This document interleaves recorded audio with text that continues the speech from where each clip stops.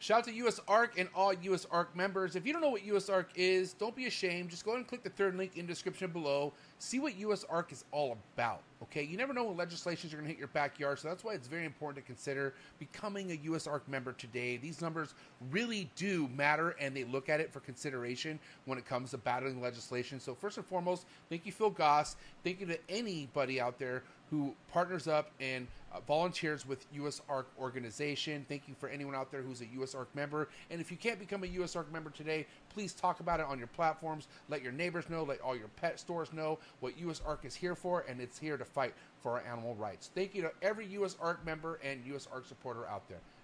T-minus 30 seconds.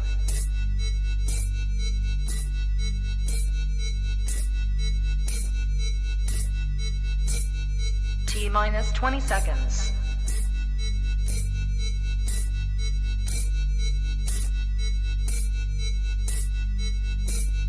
10, 9, 8, 7, 6, 5, 4, 3, 2, 1, 0.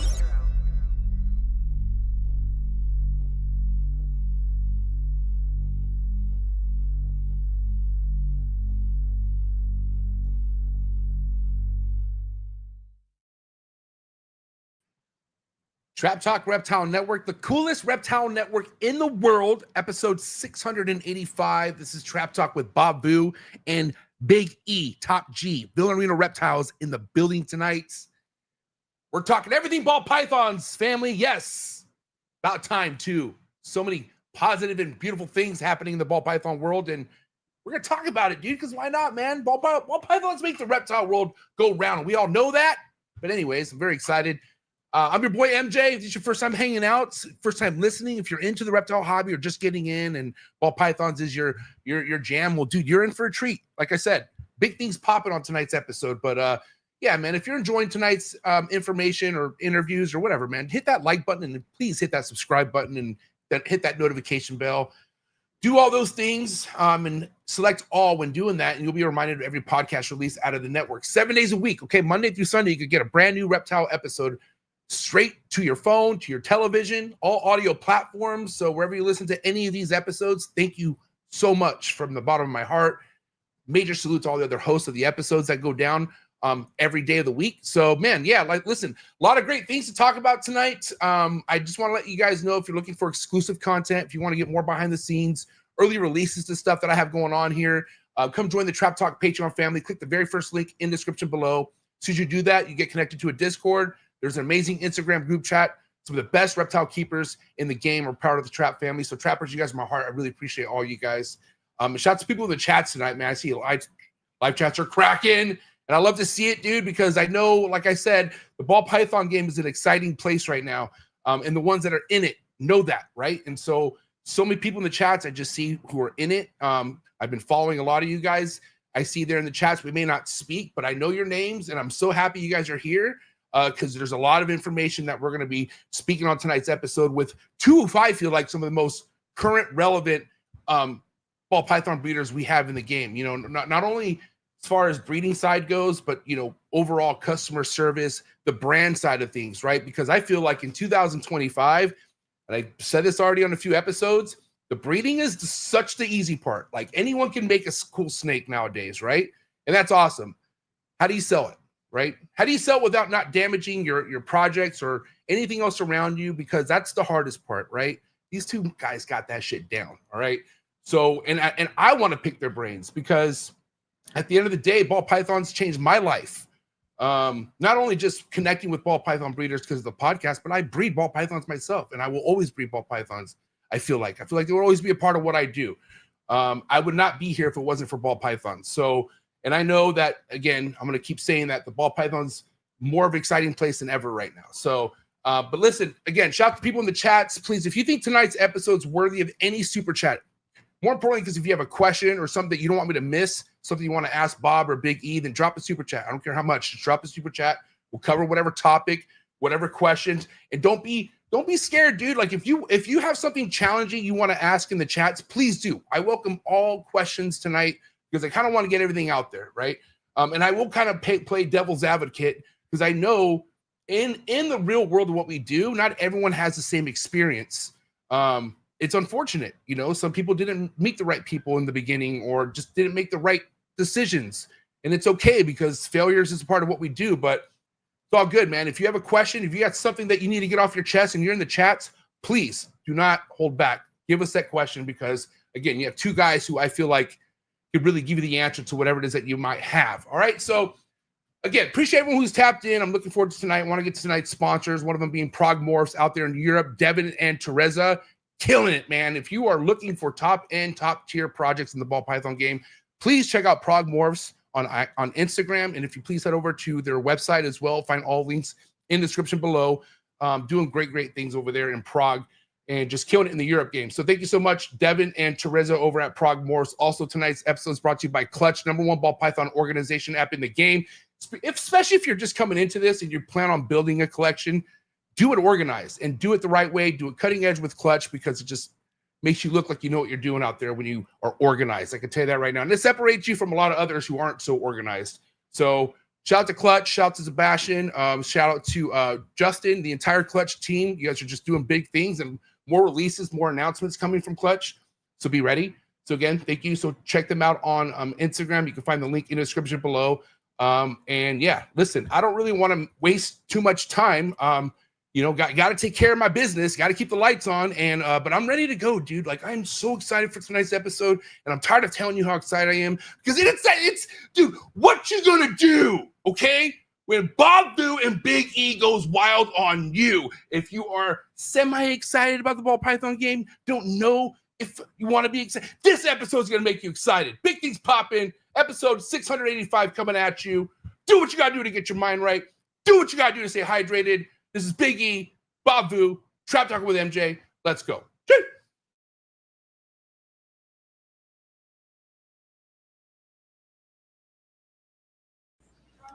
You ready for do more in the future? Trap Talk podcasts? Yes. Man. Only Trap Talk. Exclusive. Yes. Exclusive. Oh. So stop calling us. Rub the spot, get the club to pop. When I come up with the crop, God love it or not. I'm hot from the hop to the rub the spot, get the club to pop. When I come up with the rub the spot, get the club to pop. When I come up with the rub the spot, get the club to pop. When I come up with the rub the spot, get the club to pop. When I come up with everybody, we do it. Everybody, we do it.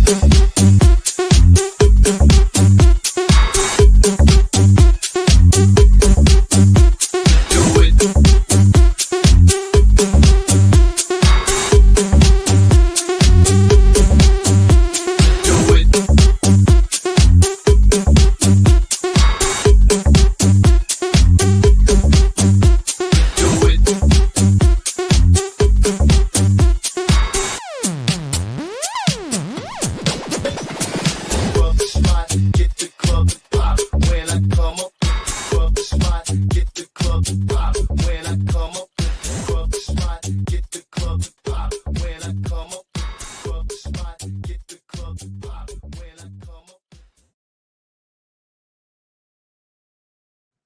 And we're live, episode 685. Welcome back, Bob Vu, and we already know Big E, Top G, but first time having you two on a show together.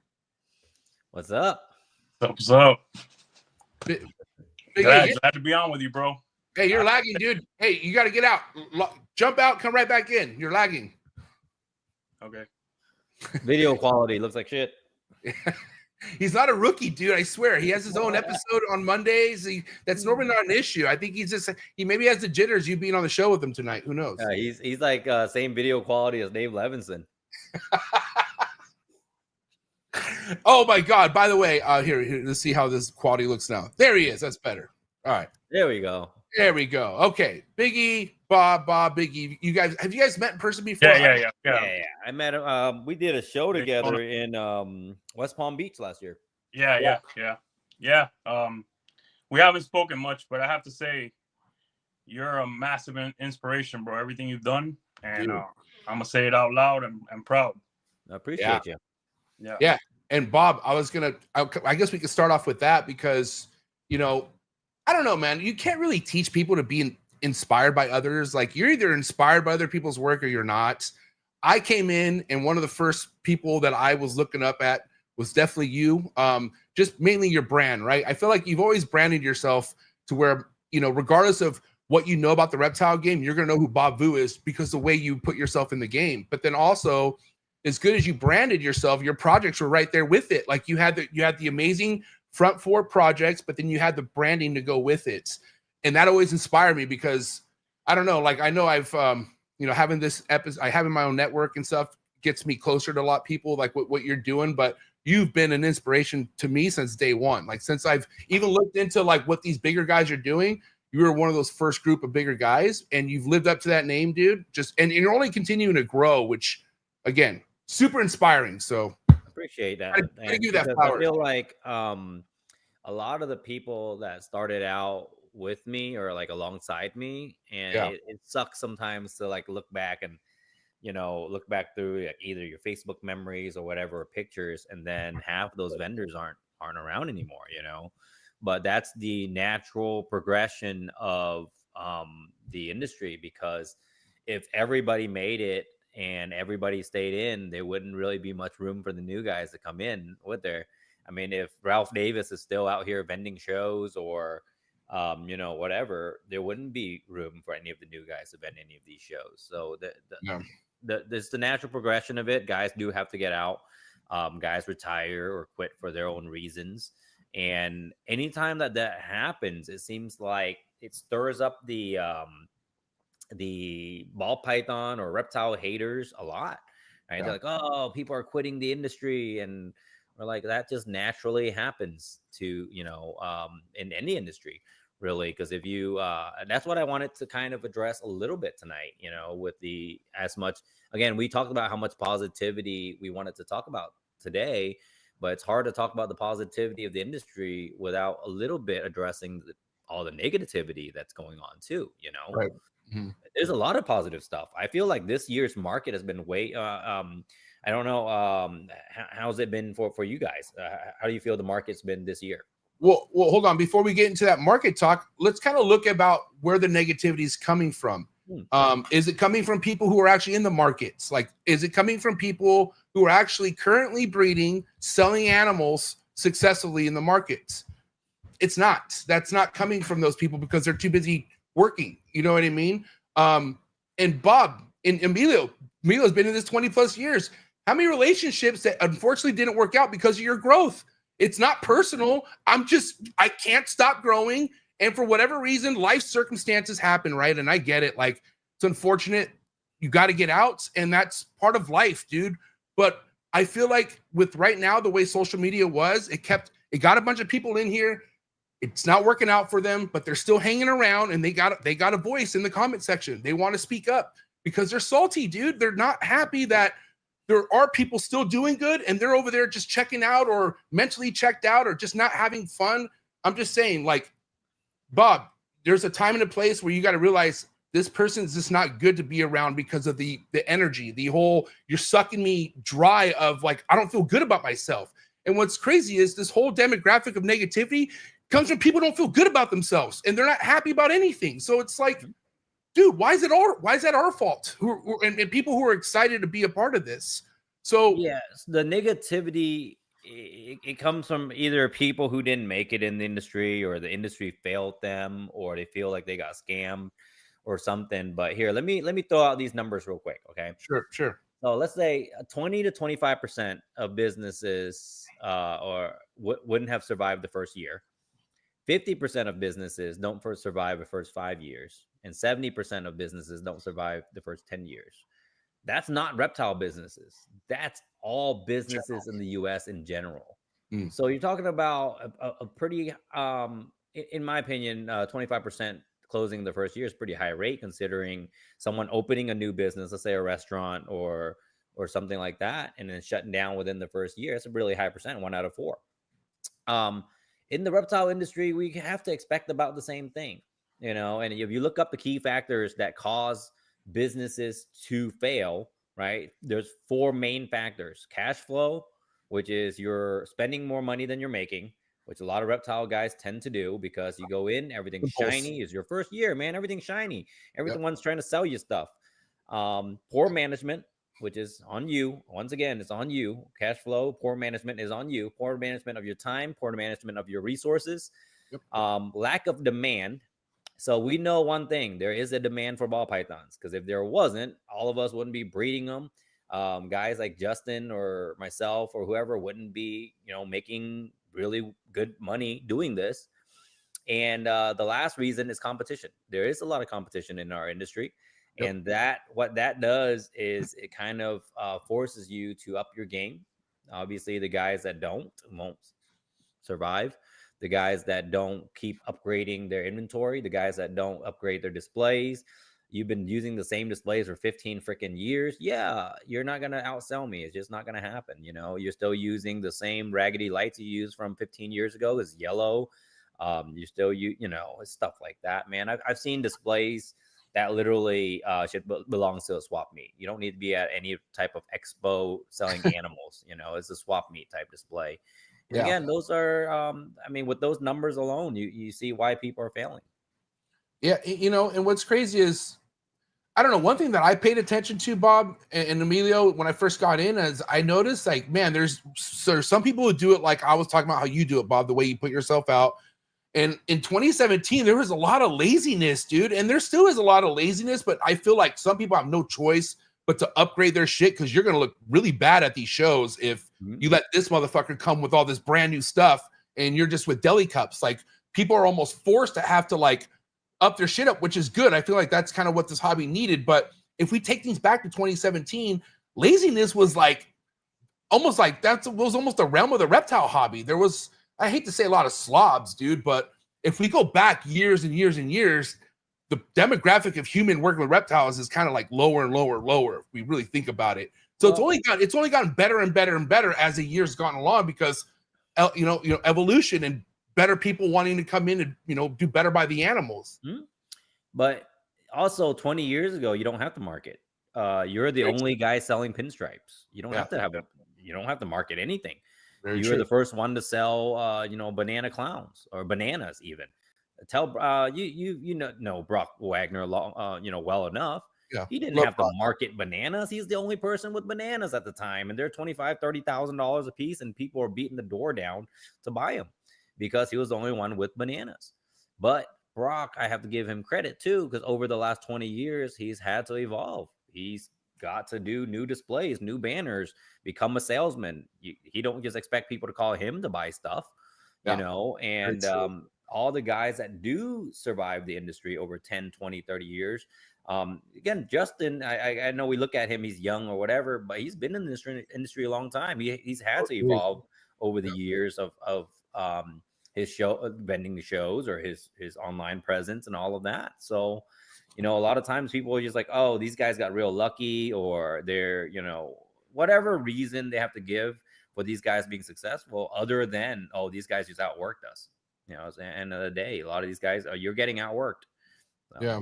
But what's crazy is the stigma of, like, you can't be as successful as Bob Vu. You can't be as successful as Emilio or Justin, because all they're going to do is make triple, quadruple off of you. And that's the whole point, is them to make money off of you to the point where you can't make nothing back.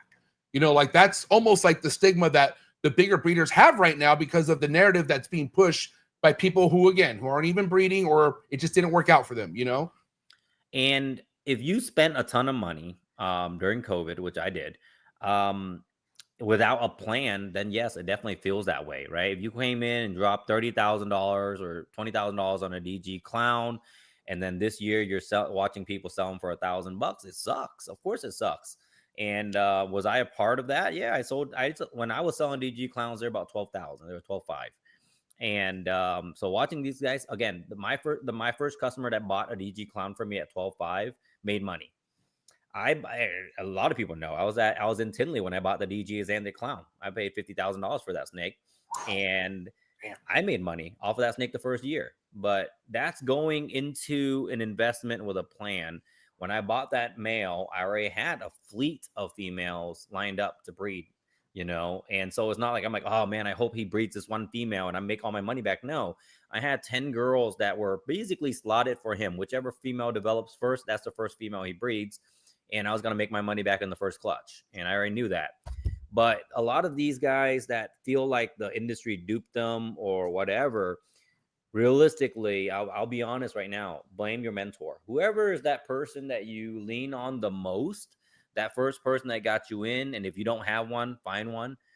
That person pretty much determines a lot of your trajectory on how you're going to do, because all of your advice, sure, whatever you can get online.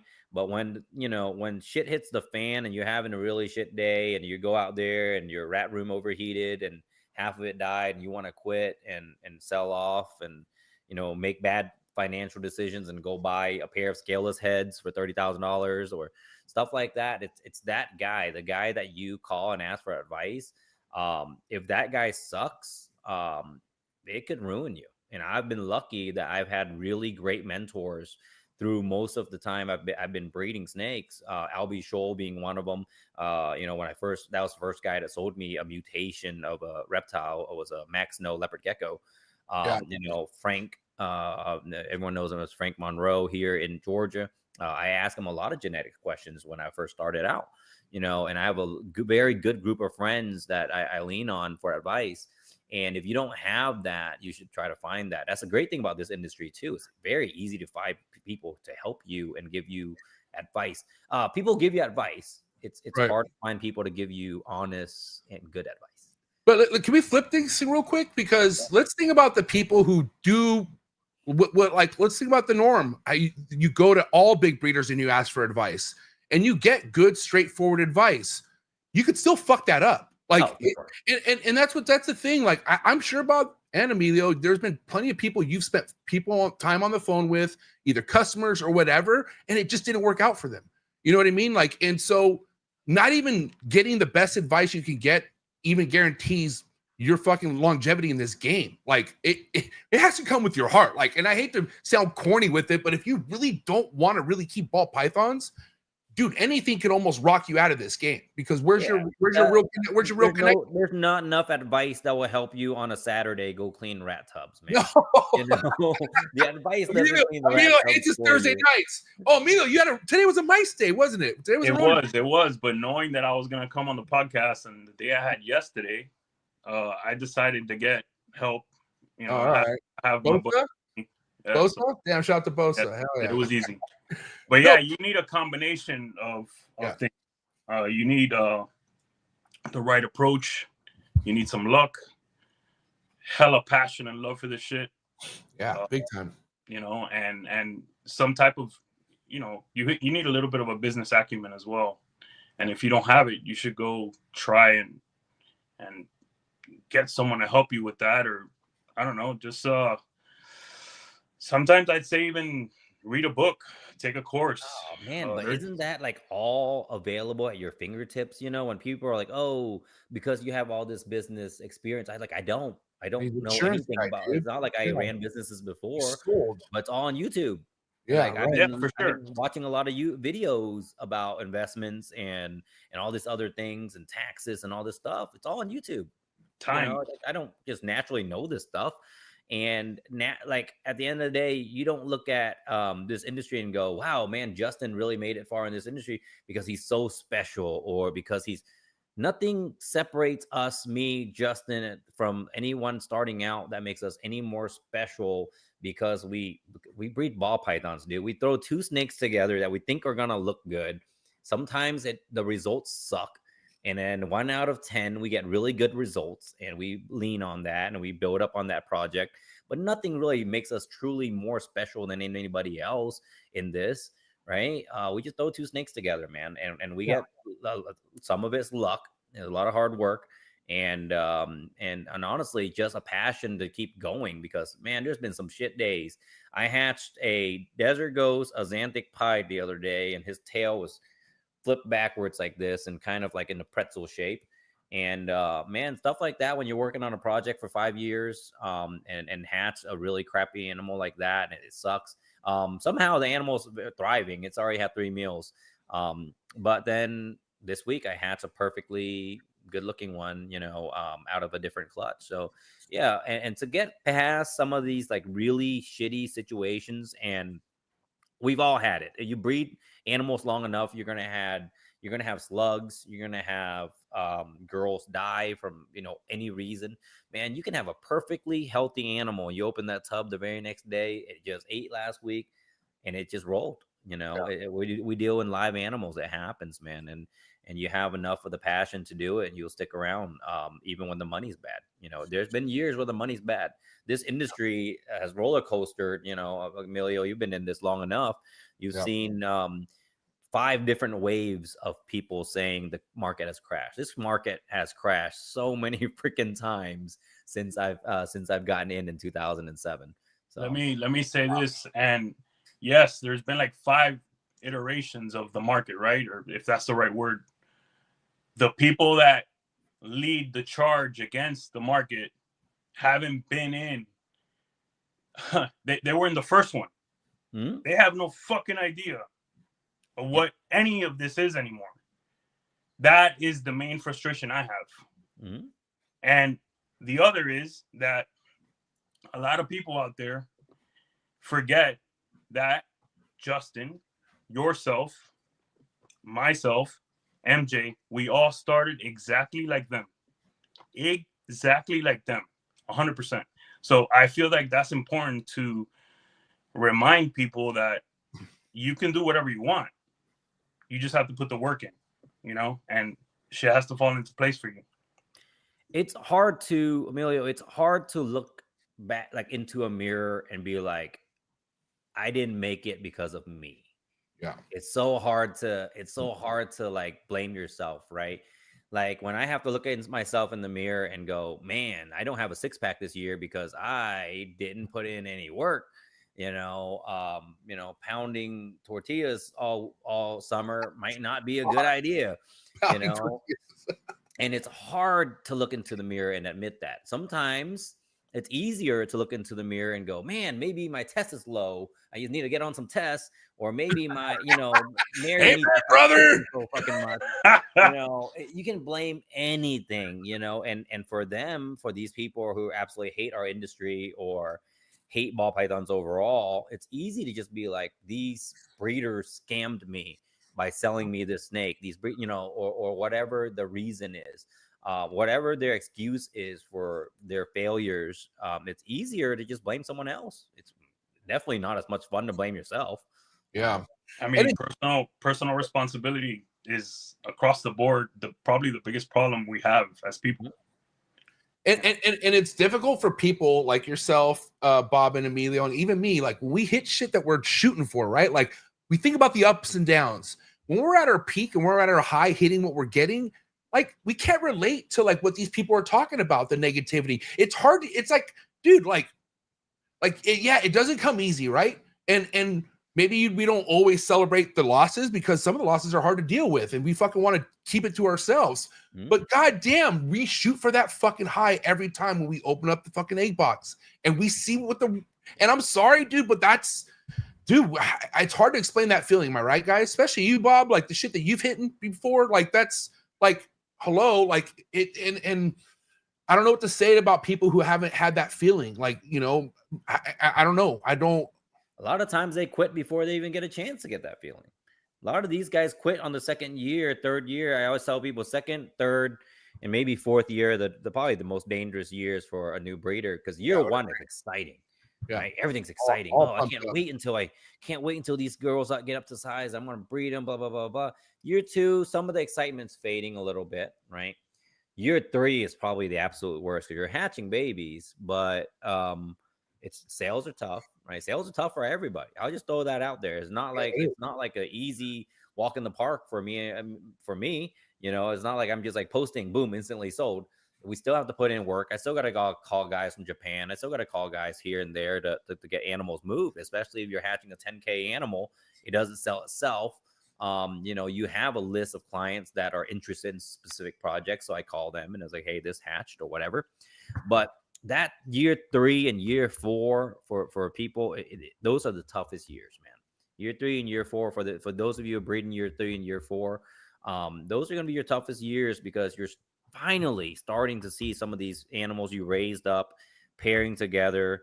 There might be failures of course along the way, and then you're watching the price drop on an animal you're really trying to hatch, right? You bought double heads, you're finally putting them together, and you're seeing the price drop a little bit, and it kind of discourages you. But you have to remember that when you pair, you're going to produce enough animals, you're going to make money. It might not be as much money as you want to make.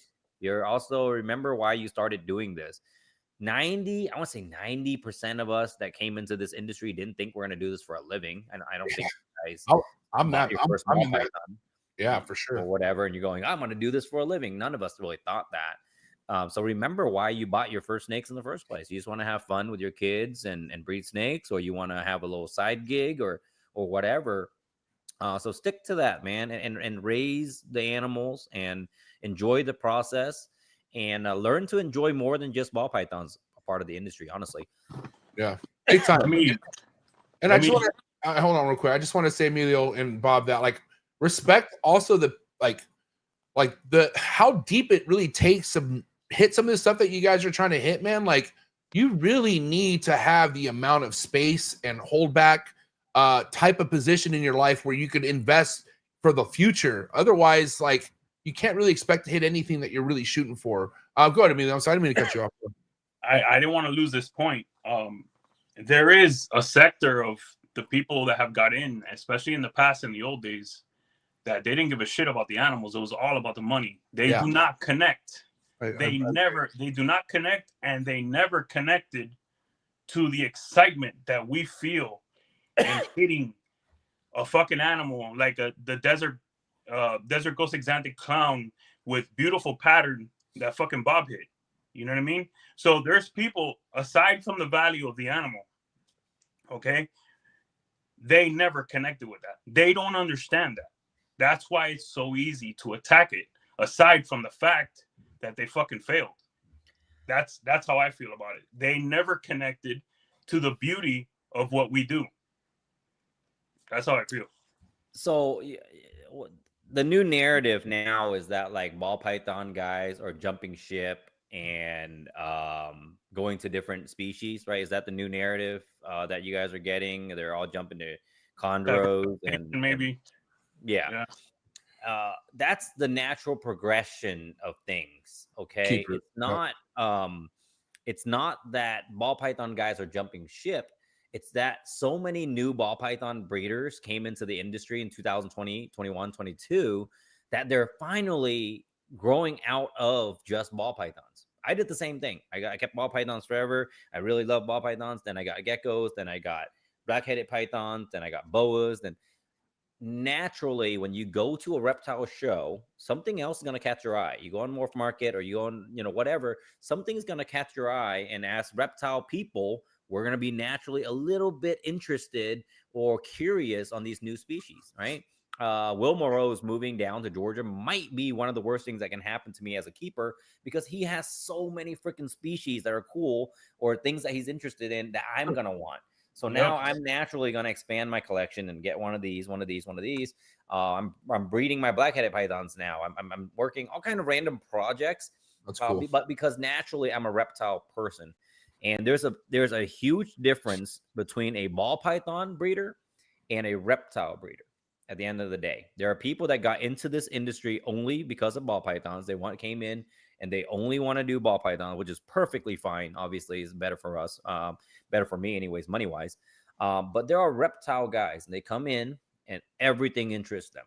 And now they're starting to get outside of that ball python realm and go collect the other species. And again, chondros been very hot. I definitely think, I don't think, I'm not making any money off of this, but Bill has been the champion of the green tree world, right? I think he blew it up when during COVID, especially. And MJ, you've been a huge push for the chondro market. So chondros are hot. So obviously people are going to want them. You guys remember the year where crested geckos were selling for 20 grand a piece? Yeah. What a time. Yeah. So no one was saying everyone's jumping ship and buying crested geckos, but it was during COVID. People were just dumping money in, so. But I will say though, being somebody who has been selling to ball python breeders, it's not all of them, but some of them do have that attitude where they're pissed off that the ball python market didn't do what they thought they were going to do for them. It's not all of them, Bob, but there is a couple out there who think, well, ball pythons didn't work, I'm gonna try chondros. And again, if you're part of that small percentage of mentally thinking, you know, chondros is gonna be easier than ball pythons, dude, you fucking God bless, dude. Holy shit. You're in for a rude awakening. You got another thing coming. But again, dude, you're right. Majority of it, if not almost all of it, is just people progressing into other species because they love what they keep. And you could only get so excited keeping ball pythons. No offense. Like, especially when you start off with 10 and you're like, okay, well, that's all I could really afford on that project. You know, maybe get another species if you want to add another reptile. But getting your mind off ball pythons every now and again makes you love the ball python even more sometimes. And so it just also kind of gives you a break too, you know. But also there's really no timeline to it either, right, Bob? Like, it should happen when the time is right and when you feel like you passionately want to keep something else. I'll be honest right now, like as Will was saying, if ball pythons are too hard for you to breed, man, there ain't much out there for you. Dude, for somebody who's been following me and Will have been friends for fucking years, and he knows all the heartaches. I've sent him pictures of fucking babies full term dead in the egg, and he's seen a lot of my goddamn beginning years with the chondros, man. And yeah, you know, but just like anything else, right? Ball pythons were something not everyone could breed at one point. It was something very difficult to lock in. And do you remember what year that was, guys? I'm sure you guys remember better than I do. Was it the 90s or early 90s when that was happening, or late 80s? For what now? For the chondros? No, the ball pythons. Remember, they're not as easy to breed at one point. Like, remember? Oh, yeah, because also they didn't know to heat them. They didn't know to cycle. They were they didn't even know to sex them. A lot of wild caught. Yeah, they just threw two ball pythons together, and if they're fighting, they know they're males. You know, they didn't know a lot of this stuff. They didn't know how to incubate them. You know, and again, ball python is not like a science. You know, it's not that difficult incubate them because we know how now. But back in the day, they just kept them like corn snake eggs. They assume, oh, well, it's eggs. You know, keep them like a corn snake. It's 80 degrees. It should hatch, and it doesn't. You know, keep it dry. It doesn't hatch. You know, stuff like that. But yeah, man, if you can't market yourself to sell ball pythons, good luck with chondros. I'll tell you why. Is because you're going to go buy some high-end chondros. You're going to go buy, let's say, especially during COVID, you're going to go buy $5,000 chondros, $3,000 chondros. Finally, it's been 3 years, 4 years, you're going to breed them. And then you're going to go to a Repticon or some type of show, and there's a guy with $400 chondros on the table that they're wild caughts. Who cares? And you're going to be like, wait, this mofo is selling chondros next to me at $300. I bought mine for $3,000. Now I can't sell any. Like, also marketing, lineage, paperwork, all that stuff, man. And if you can't do that in ball pythons, good luck doing it in the chondro market. You know? That's why you don't see. That's why you don't see like real chondro breeders ever at shows, because there are people who will post almost the exact same color neonates that is $400 versus $4K. So to the outside person looking in just at the show, the hell they're going to spend that kind of money for, you know? Go ahead, Emilio. Bob, I had a question for you. This new narrative that selling 50 snakes on the low end is easier than selling a few high-end animals. That shit blows my mind. There is no silver fucking bullet, bro. I tell my people this all the time. You have to build for everything. Can you talk about that more? Like, what do you really like? Break that down a bit more for us, Emilio. There's a new narrative being pushed out there that you should have 50 low-end animals for sale instead of having some high-end. So push more lower stuff than higher end? Listen, I understand what they're trying to do, but to me, that's not the right information. It's very difficult to sell 50 animals. Yeah. First of all, now you got to deal with 50 customers. And we all know this based on data that the cheaper the animal, the more questions you're going to have, the more messages you're going to have. Why is it not eating? Because you put in a 100-gallon fish tank. I think that narrative is trying to not force people. It's trying to persuade people into breeding more low-end animals. Oh, yeah, breed your pastel to your spider. Breed your banana to your enchi. And, you know, don't go for these projects, fancy, schmancy projects because those animals are gonna sit, dude. I'd rather have a 5K animal sit in my rack for a full year before I sell it next year than 50 freaking animals sit there for 6 months, 5 months, and be competitive at a Repticon and not make any money. I remember, I think it was Miguel that posted a video that broke down how much money it costs to raise a ball python from the day it's born to the day it lays eggs. It costs the exact same amount of money to raise a $5,000 animal and a $50 animal. Don't matter. You're still got to feed it, clean it, water it. So why the heck would I breed two $50 animals together to make a $200 clutch when I can just breed the best animal I can get, I can afford reasonably, or get my hands on, and go for the maximum value, go for the maximum project possible? You're going to make byproduct. You breed a DG clown head of xanthic to a triple head, whatever you're doing, you're gonna, and you again, that's what I did. I did DG clown xanthic to triple head. Of course, yes, I made a DG xanthic clown in the clutch, $30,000 snake. There was also byproduct. There was still a $1,000 snake in this clutch. There was still a $50 snake. It was a normal in the clutch. So there's gonna be byproduct. But if you pigeonhole yourself to breeding two $50 animals together to make a $200 animal, it makes absolutely no sense. When we all know how much it costs, for your personal collection, how much it costs to keep an animal on the shelf. You got to feed it 50 times a year, 52 times a year, whatever, So yeah, it doesn't make any sense. I'm going to tell you what I think is changing the narrative. Okay. I think the white glove service thing is gone. Right? So we are now starting to advocate for the opposite. We are starting to advocate to sell $20 snakes on Palm Street. Mm-hmm. That's what's happening. And the writing's on the wall, guys. I mean, well, yeah. I mean, hold on.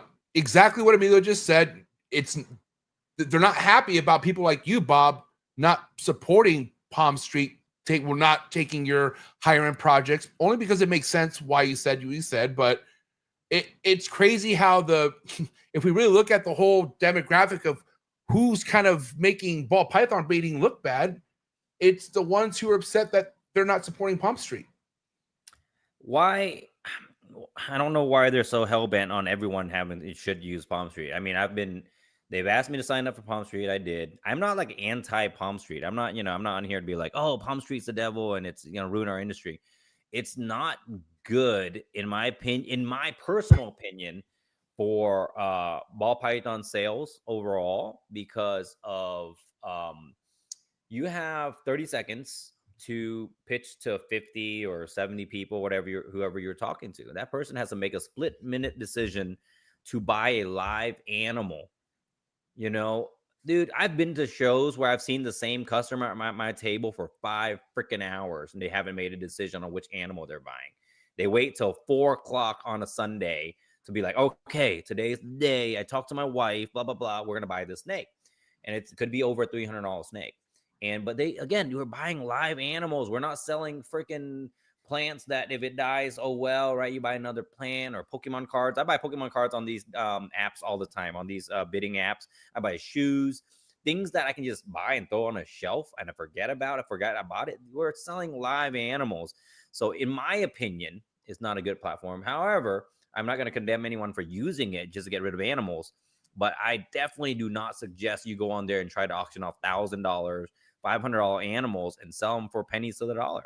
It doesn't make any sense. We work too damn hard to produce these animals. Hell, we work too damn hard to produce rats, to produce these animals, to go on there and sell them for pennies to the dollar. It doesn't make any sense.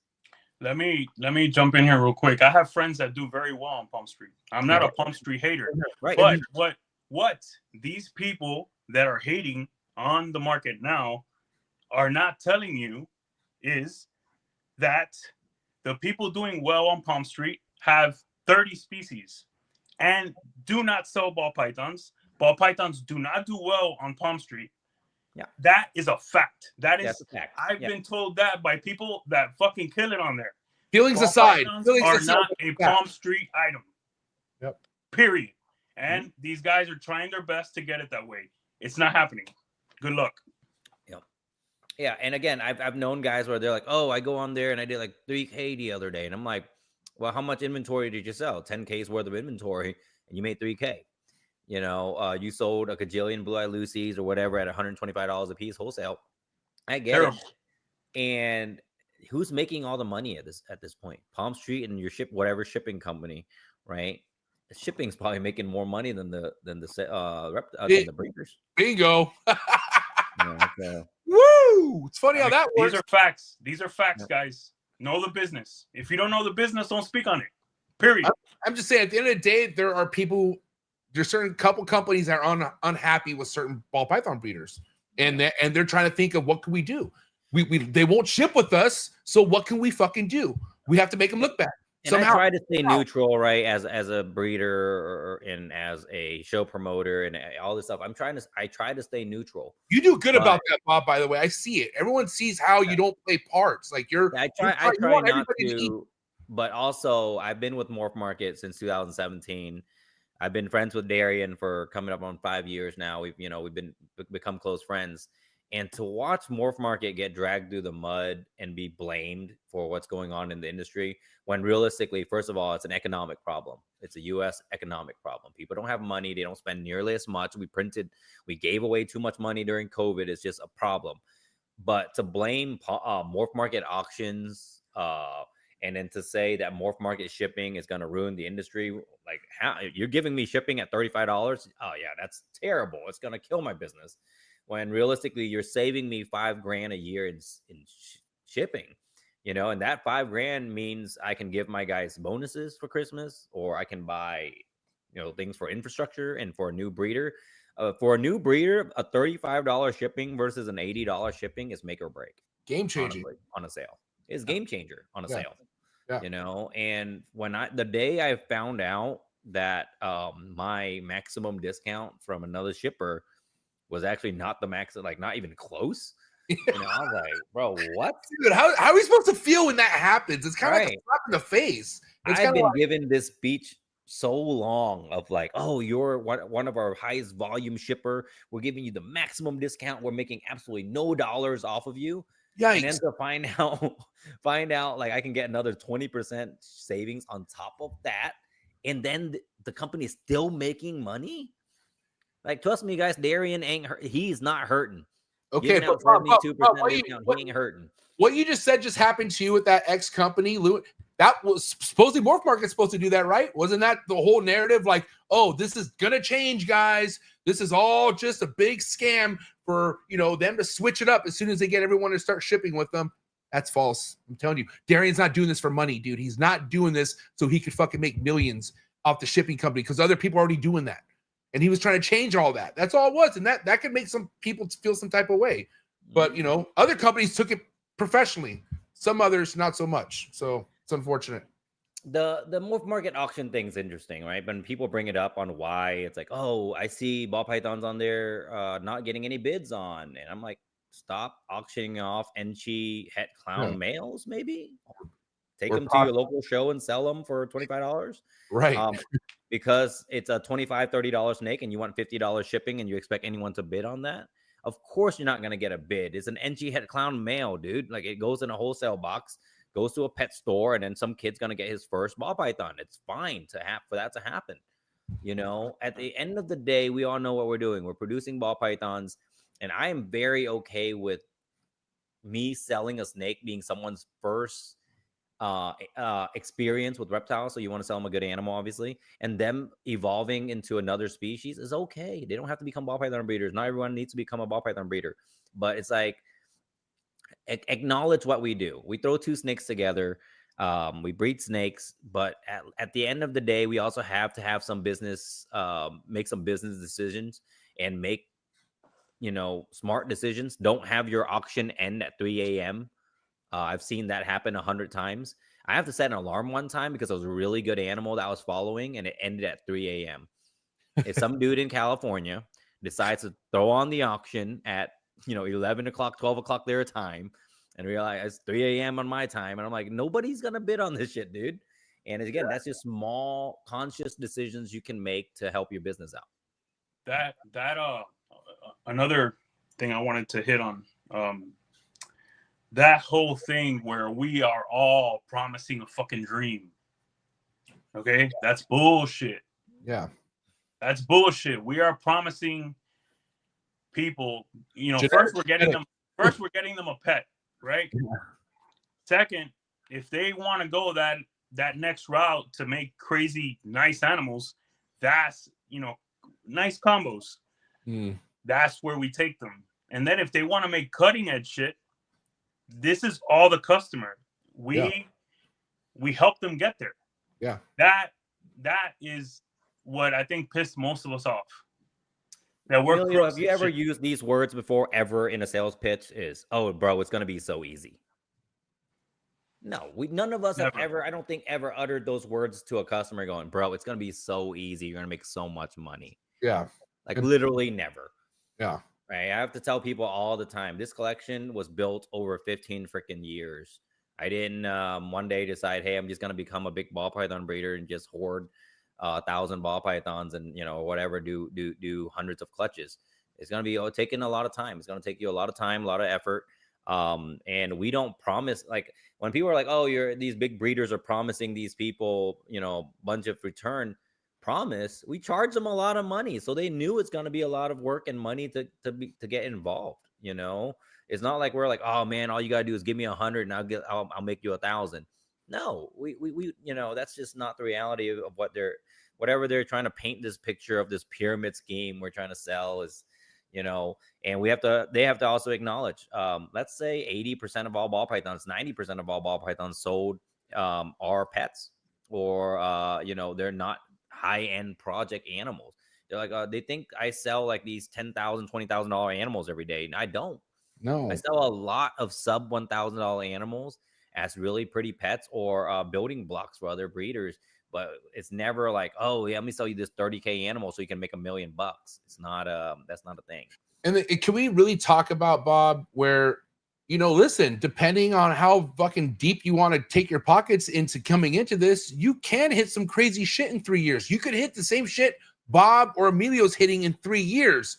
But what people are doing when that happens and they try to sell it, that's where they run into a big issue, dude, is because, like, do you feel like it's too soon to put yourself in a market that you didn't grow in? Like, and what I mean by that is like, okay, in 3 years you hit some crazy shit, but who are you? And like, how do you expect to sell a $5,000 animal on MORPH market or whatever? Or do you feel like it doesn't matter? Will that animal still sell itself, Bob? Like, what do you think? Animals will speak for themselves. I've bought I bought a $50,000 snake from a guy I've never met.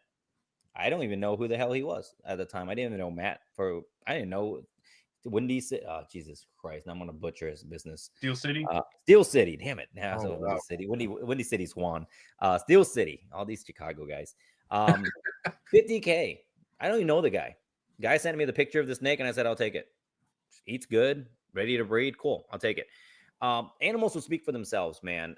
Building your name, yes, is very important so you can sell volume. But if you produce good animals, people will find you. People will find you, and the animals will speak for themselves. The projects will speak for themselves. But don't get so bogged down. I think too many people that especially came in 2021 get so bogged down on the price tags. They forget that we're dealing with live animals and that we have to care for them daily. And then it's going to become a part-time job for you on a Friday afternoon after work, and you want to go drinking with your buddies. You can't because you haven't cleaned rats yet. And someone has to clean those rats, and then they get neglected until Saturday, Sunday because you're hungover, and then no one cleaned those rats, and this happens a lot. That's when someone asked earlier before we even started, they said, how do you get past that burnout? The burnout happens because you didn't mentally prepare yourself for this part-time job. You went from 3 ball pythons because it was cool, and now you have 50. Then you have 4 racks of rats. Then you have to do a show next weekend, and you didn't mentally prepare yourself for this slowly, gradually over time. So sometimes I'll tell people, hey, can you slow it down a little bit? Like I will lose a sale over this. I'll tell my customer, hey, you went from 0 to 60 pretty quick there, bud. Maybe slow it down so you can still enjoy the process. Because, dude, some of these breeders can't even ID pastel in their pairings because they've never hatched one. Or They've never hatched a pastel, but the first animal they're gonna hatch is a hypo clown. You know, so because we're so advanced now, but like, hey, the basics is important too. You know, enjoy that process.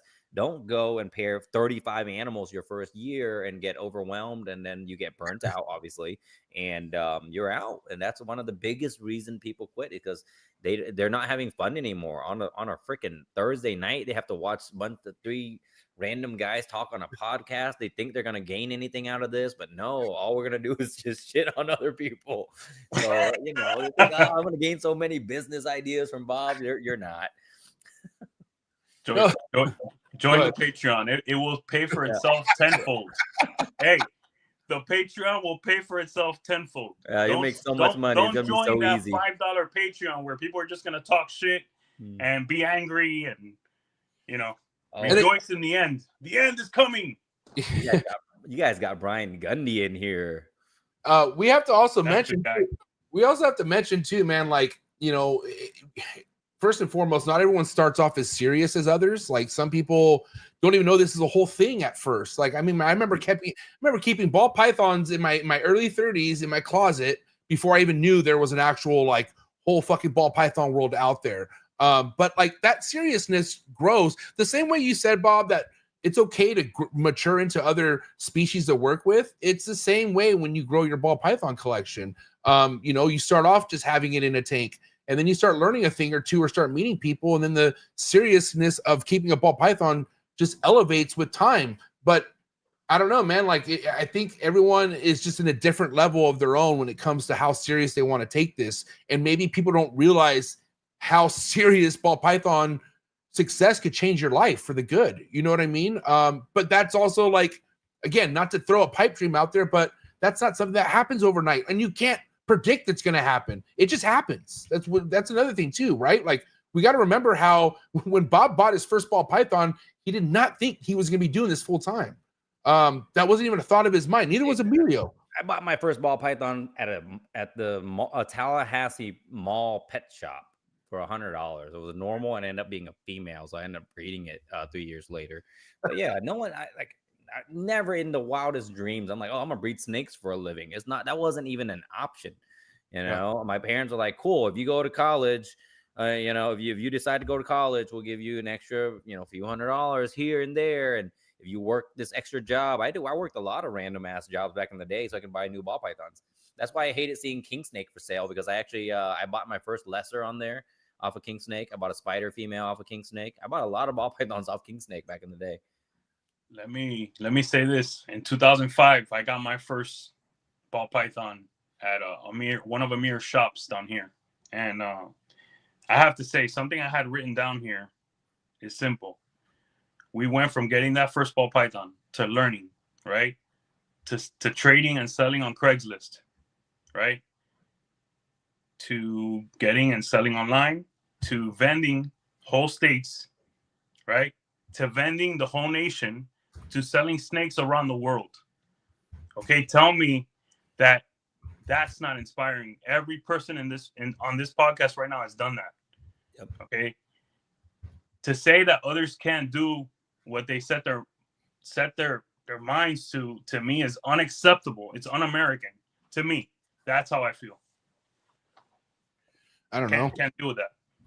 Kind of like being mad at someone for being in shape, or like taking care of themselves. And it's like, dude, like, I mean, that's a good analogy. That's a good analogy, MJ. That's like going online and you watch YouTube, you watch Facebook Reels, and anytime there's a guy that's super jacked, like, go to the comments.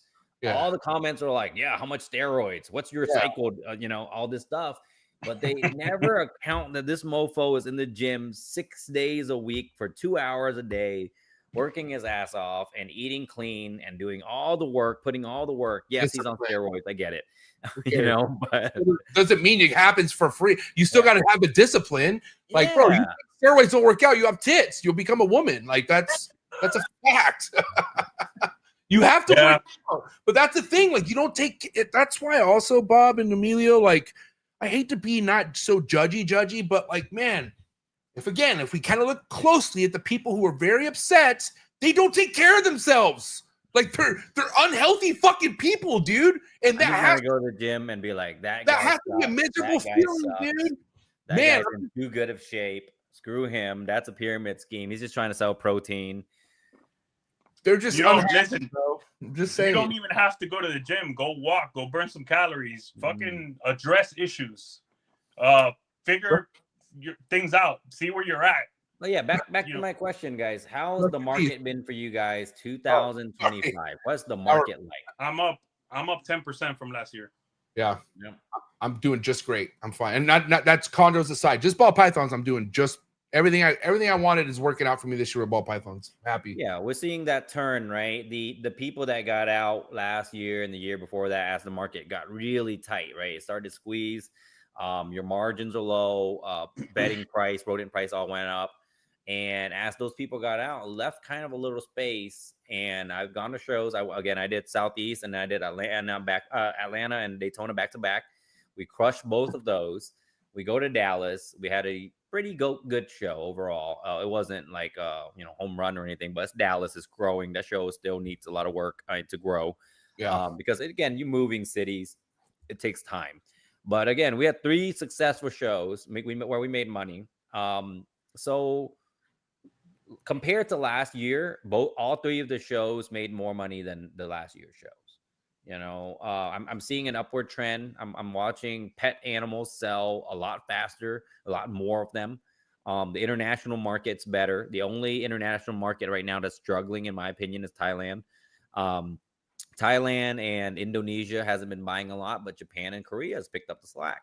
So I'm shipping a ton over there, and I was lucky enough to go with my wife in April, and we went to visit the Tokyo big show, the reptile show there.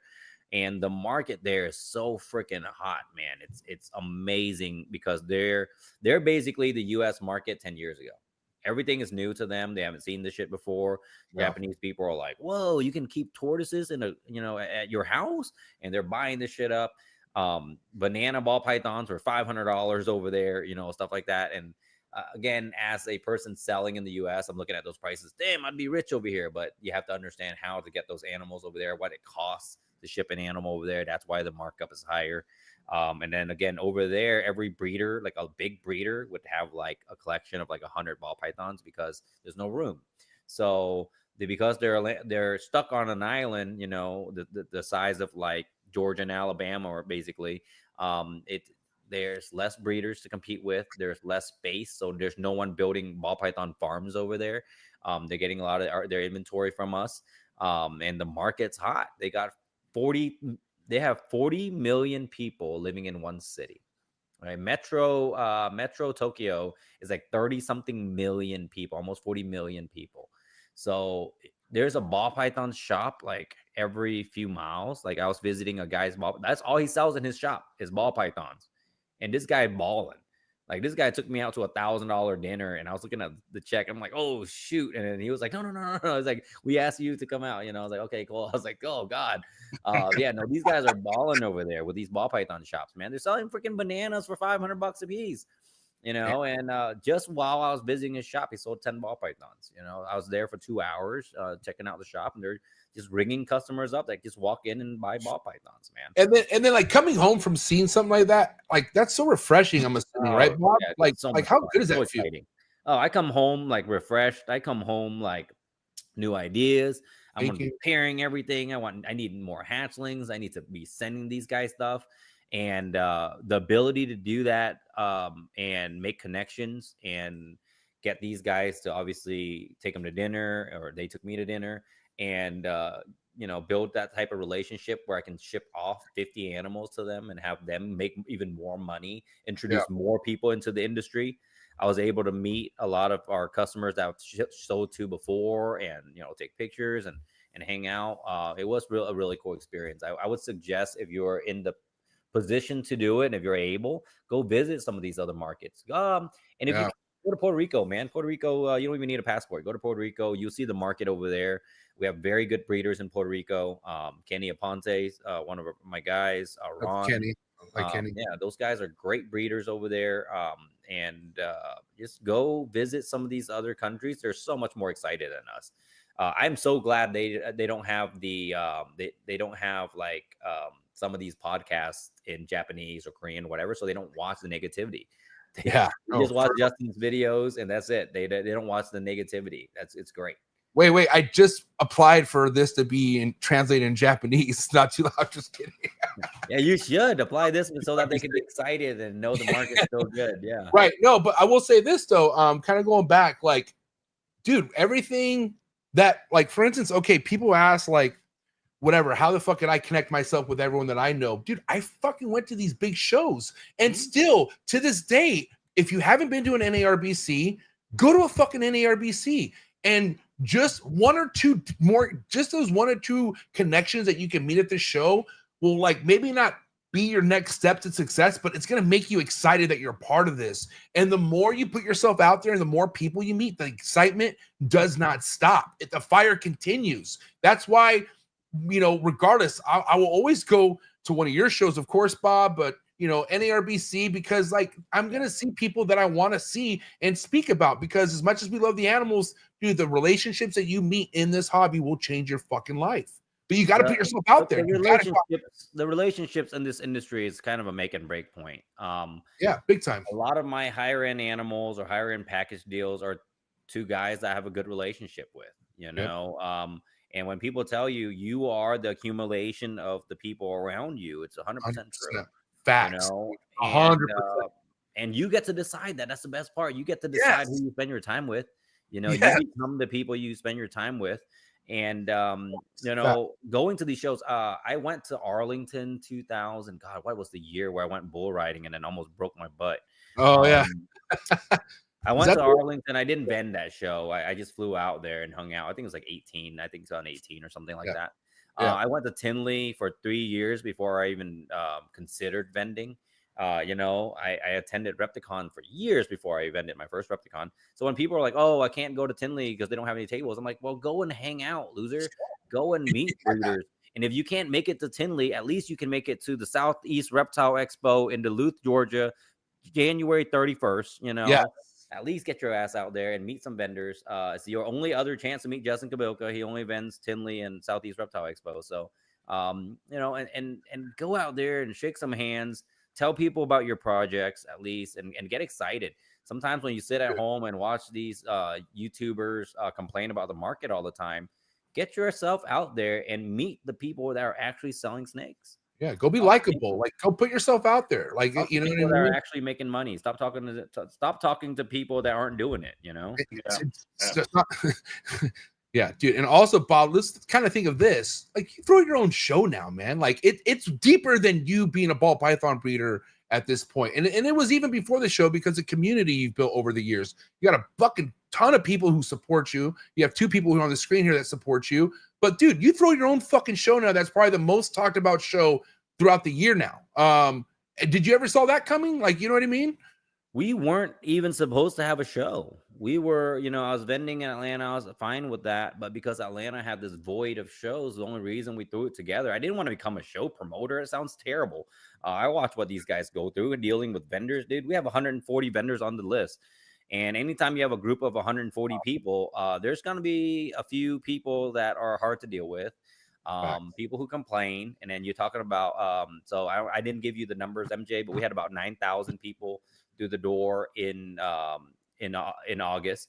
So when you got 9,000 people through the door, some of them are going to complain. You got whiners and you got people mad that their kid didn't get to meet Snake Discovery and stuff like that. But none of this was planned. We just threw it together and hope for the best. And I'll be honest, that first show was so freaking stressful, having a show 30 miles away.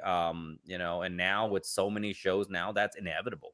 How many shows, Emilio, do you do? Especially since you're in Florida, that's like the mecca of ball python shows. How many shows do you do where there's another show within 100 miles of you the very next week or the week before? You know, bro, I wouldn't be able to tell you. There's so many. Because I mean, like if you did Orlando Repticon and then they have Lakeland Repticon or Lakeland Show or Show Me Show in Tampa, which is like not that far away, or Lakeland or Kissimmee, DeLand, Daytona.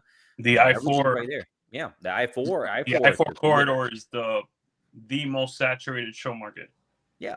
It's And not people even just close. want to keep cramming shows in there. And I did have a little pushback when we did the show. They're like, aren't there already enough shows where you're going to try to do another show? And I was like, there are a lot of shows, but how many I can count on one, all right, I guess both hands, the amount of quality shows where I would want to vend my personally at, you know, like you're talking about, obviously I get to give props to NARBC, been around for freaking 30 years, and just putting on Tinley alone. Like you take Tinley alone, okay, take out all their other shows, and they're still one of the best shows in the country. Super Show, California Super Show, you got to give all the credit to Rami. That dude, I heard 40,000 people through the door in June. Yeah, like, that's nuts. ridiculous. Crazy. You know, that's Every like a Taylor building Swift packed. concert. Yeah, three buildings, bro. 3 buildings all at once, fucking just rolling out packed. Like it's Yeah, but these are shows that you go to and you're like, dude, I'm gonna make some freaking money. I'm not rolling up to a show that has 500 people through the door excited, you know. So like, yes, there's a lot of shows out there, and obviously I'm in Georgia, so I know about saturation, you know. Georgia's saturated. Tennessee is more saturated than I've ever seen a state with not a lot of people. In Tennessee alone, Johnson City, Chattanooga, Knoxville, Nashville, all these little Hobunk towns. I mean, I'll be like, Chattanooga's population is like 100,000 people. What are you expecting to get? 10% of the general population to come out? It's not going to happen, you know. And you know, for all these little shows, imagine if I hate to say it this way, but like to eliminate a few of them and just have really good, solid, big shows where vendors can really be excited about it. Attendees can save some freaking money and come to the show instead of just, oh, I won't buy it here because I'll just go to another show. I'll see you next week I won't buy it in Orlando because I'll see you in Tampa in a month, you know. And that takes the urgency away. On the flip side, I do understand the need of shows because we have so many breeders that can't get into the big shows. They have to vend somewhere. So yeah, that's kind of a double-edged sword there. Yeah. I feel like I benefit big time from the amount of shows, I'll tell you that. But there are some on the chopping block going forward, and I'm gonna start doing more national shows. But what I could say is that there's spots where we as an industry, maybe there's holes in the map where we might be able to go where we've never gone. Maybe that's something we should look at as an industry. You know, bigger, you know, cities that haven't been hit. That might work. You know, I got a question for you, Bob, and I'm sure you're going to get this more and more because, you know, again, your show is one of the more popular ones people are talking about, but not everyone can get into your show. So I'm wondering, like, because I don't know, like I will say when it came to going to your show, Bob, I didn't get the cringed out vendor vibe from one person. Like I felt like every vendor there was like clean and it was cool, but like, how are you managing not overdoing it and going to a bigger point where more vendors are going to be coming? Because a lot people, I'm sure, are on your bumper about wanting to be into your show now, right? Right. So yeah, I do apologize to the Chattanooga population. They are well over 100,000 people. I do apologize. But yeah, so why don't we just open the doors, get more space, and add more vendors, right? Because, and the reason for that is, again, we've only had 3 shows. The last show with 9,000 people is our 3rd show ever. And opening it to larger and adding another 100 vendors, let's say, or 50 vendors. Now, if the crowd only goes from 6,000 to 7,000, we added 50 vendors. Each vendor makes significantly less money. So we have to make sure that the turnout reflects on what we're going to bring in. We can't add 400 vendors and have a 5K turnout because every vendor is going to be pissed. And who are they going to be pissed at? It's going to be me. So I have to make sure that the show grows accordingly. I have to make sure that if you paid me good money for tables, that I have to at least do my job and let you see enough customers where you have a chance to make money. Again, I can't sell the snakes for you, but I can at least give you 10,000 tries to sell snakes. That's my goal, right? I want 10,000 people through the door. You get to see 10,000 people. It's your job to sell the snakes. But I would love for the show to grow. Next year we are growing next August. So for those of you that are on the wait list and, you know, blah, blah, blah, you know, all that and looking to get tables. And I understand a lot of people on the wait list are really good breeders. We just don't have the space or the or right now the customer base. But by next August, I am very confident in our team, our marketing team, and all that to get 10,000 people plus through the door, and so that we can expand and add vendors and make sure everyone has a good opportunity to make money. I would love to fill out the entire venue. Eventually, we'd like to fill the halls too and book the ballroom that we can run an auction in and all this stuff. I would love to do that. But until we have that customer base through the door, I don't feel right expanding it, because I don't want our current vendors to make less money just because a few more vendors want to get in, or I want to get greedy on table money or anything like that. Yeah. And then I don't know. One thing I wanted to ask both you guys, because I know people put themselves in the shows as soon as they can, I feel like, and that's okay. Like, man, if you got stuff to sell and you're confident with your display and you could get it going, God bless, dude, go for it. But what would you say to someone out there who's just struggling selling at a show? Like, what would you guys say the first thing they need to step back and look at if they just feel like they can't fucking sell a snake at a show no matter what? Man, Well, if you can't sell a snake at a show, and if your displays are good, your animals, again, at the end of the day, man, your blue-eyed Lucy versus my blue-eyed Lucy, it's a freaking white snake with blue eyes. It's just salesmanship. You got to get off your phone. You got to talk to people. You got to force yourself for those 2 days to not be an introvert. It sucks. Daniel's in the chats right now. So he talks to me all the time about sometimes wanting to vend shows. And I tell him straight up, no, you're not. You're not ever going to sit there for 2 days and actually talk to people and vend the show. And he's actually an extrovert. He actually likes talking to people, but he's not going to sit there for 2 days and vend the show. He's just not a show vendor. But he will sit there with me all Saturday, and actually vend the show and sell some animals. But some people just won't. And you vend a few shows and you'll figure out if the show life is for you. I'll be honest, it's not for everybody. Talking to people in person is not for everybody. Sometimes online, a lot of people are more pleasant online. Yeah, just like keyboard warriors. They're a lot scarier online, but maybe your salesmanship is online. You're not an in-person person. It's fine, Yeah, what I would say is at Publix, we had an old saying, you need to treat your customer like a king and queen. At the end of the day, there's a million people they could buy a snake from. You have to genuinely care. Yeah. Right? You have to genuinely care about the whole process. Give them your all, represent the hobby to the top tier, and on top of that, you got to have the right stuff. But again, that's not easy either, because dealing with people is draining. It will fucking drain you if you aren't mentally like in the game, and that's in or out of show. Like when it comes to responding to inquiries and stuff like that, like going the extra mile, like, go get those fucking grandparent pics. Who give a fuck? Like they want it, they go get it. It's a $1,200 snake. Like think about the sale that you're making here. You know what I mean? I feel like a lot of people bitch and complain about like having to put an effort to make even a $300 sale. It's $300. That's a lot of money. Like I feel like we're not remembering how much we're making off a snake here? Like do it. That's a positive part of the industry, right? Like you're someone's handing you a literal paycheck, their entire paycheck, their money, for a snake, and you can't go get them another picture, like one more picture. I feel like you have to have diversity on the table, as well. But let me say this. I almost forgot. Sorry. Be right back. Don't forget, Emilio. Yeah. Simply, fuck, man, I forgot, Bob.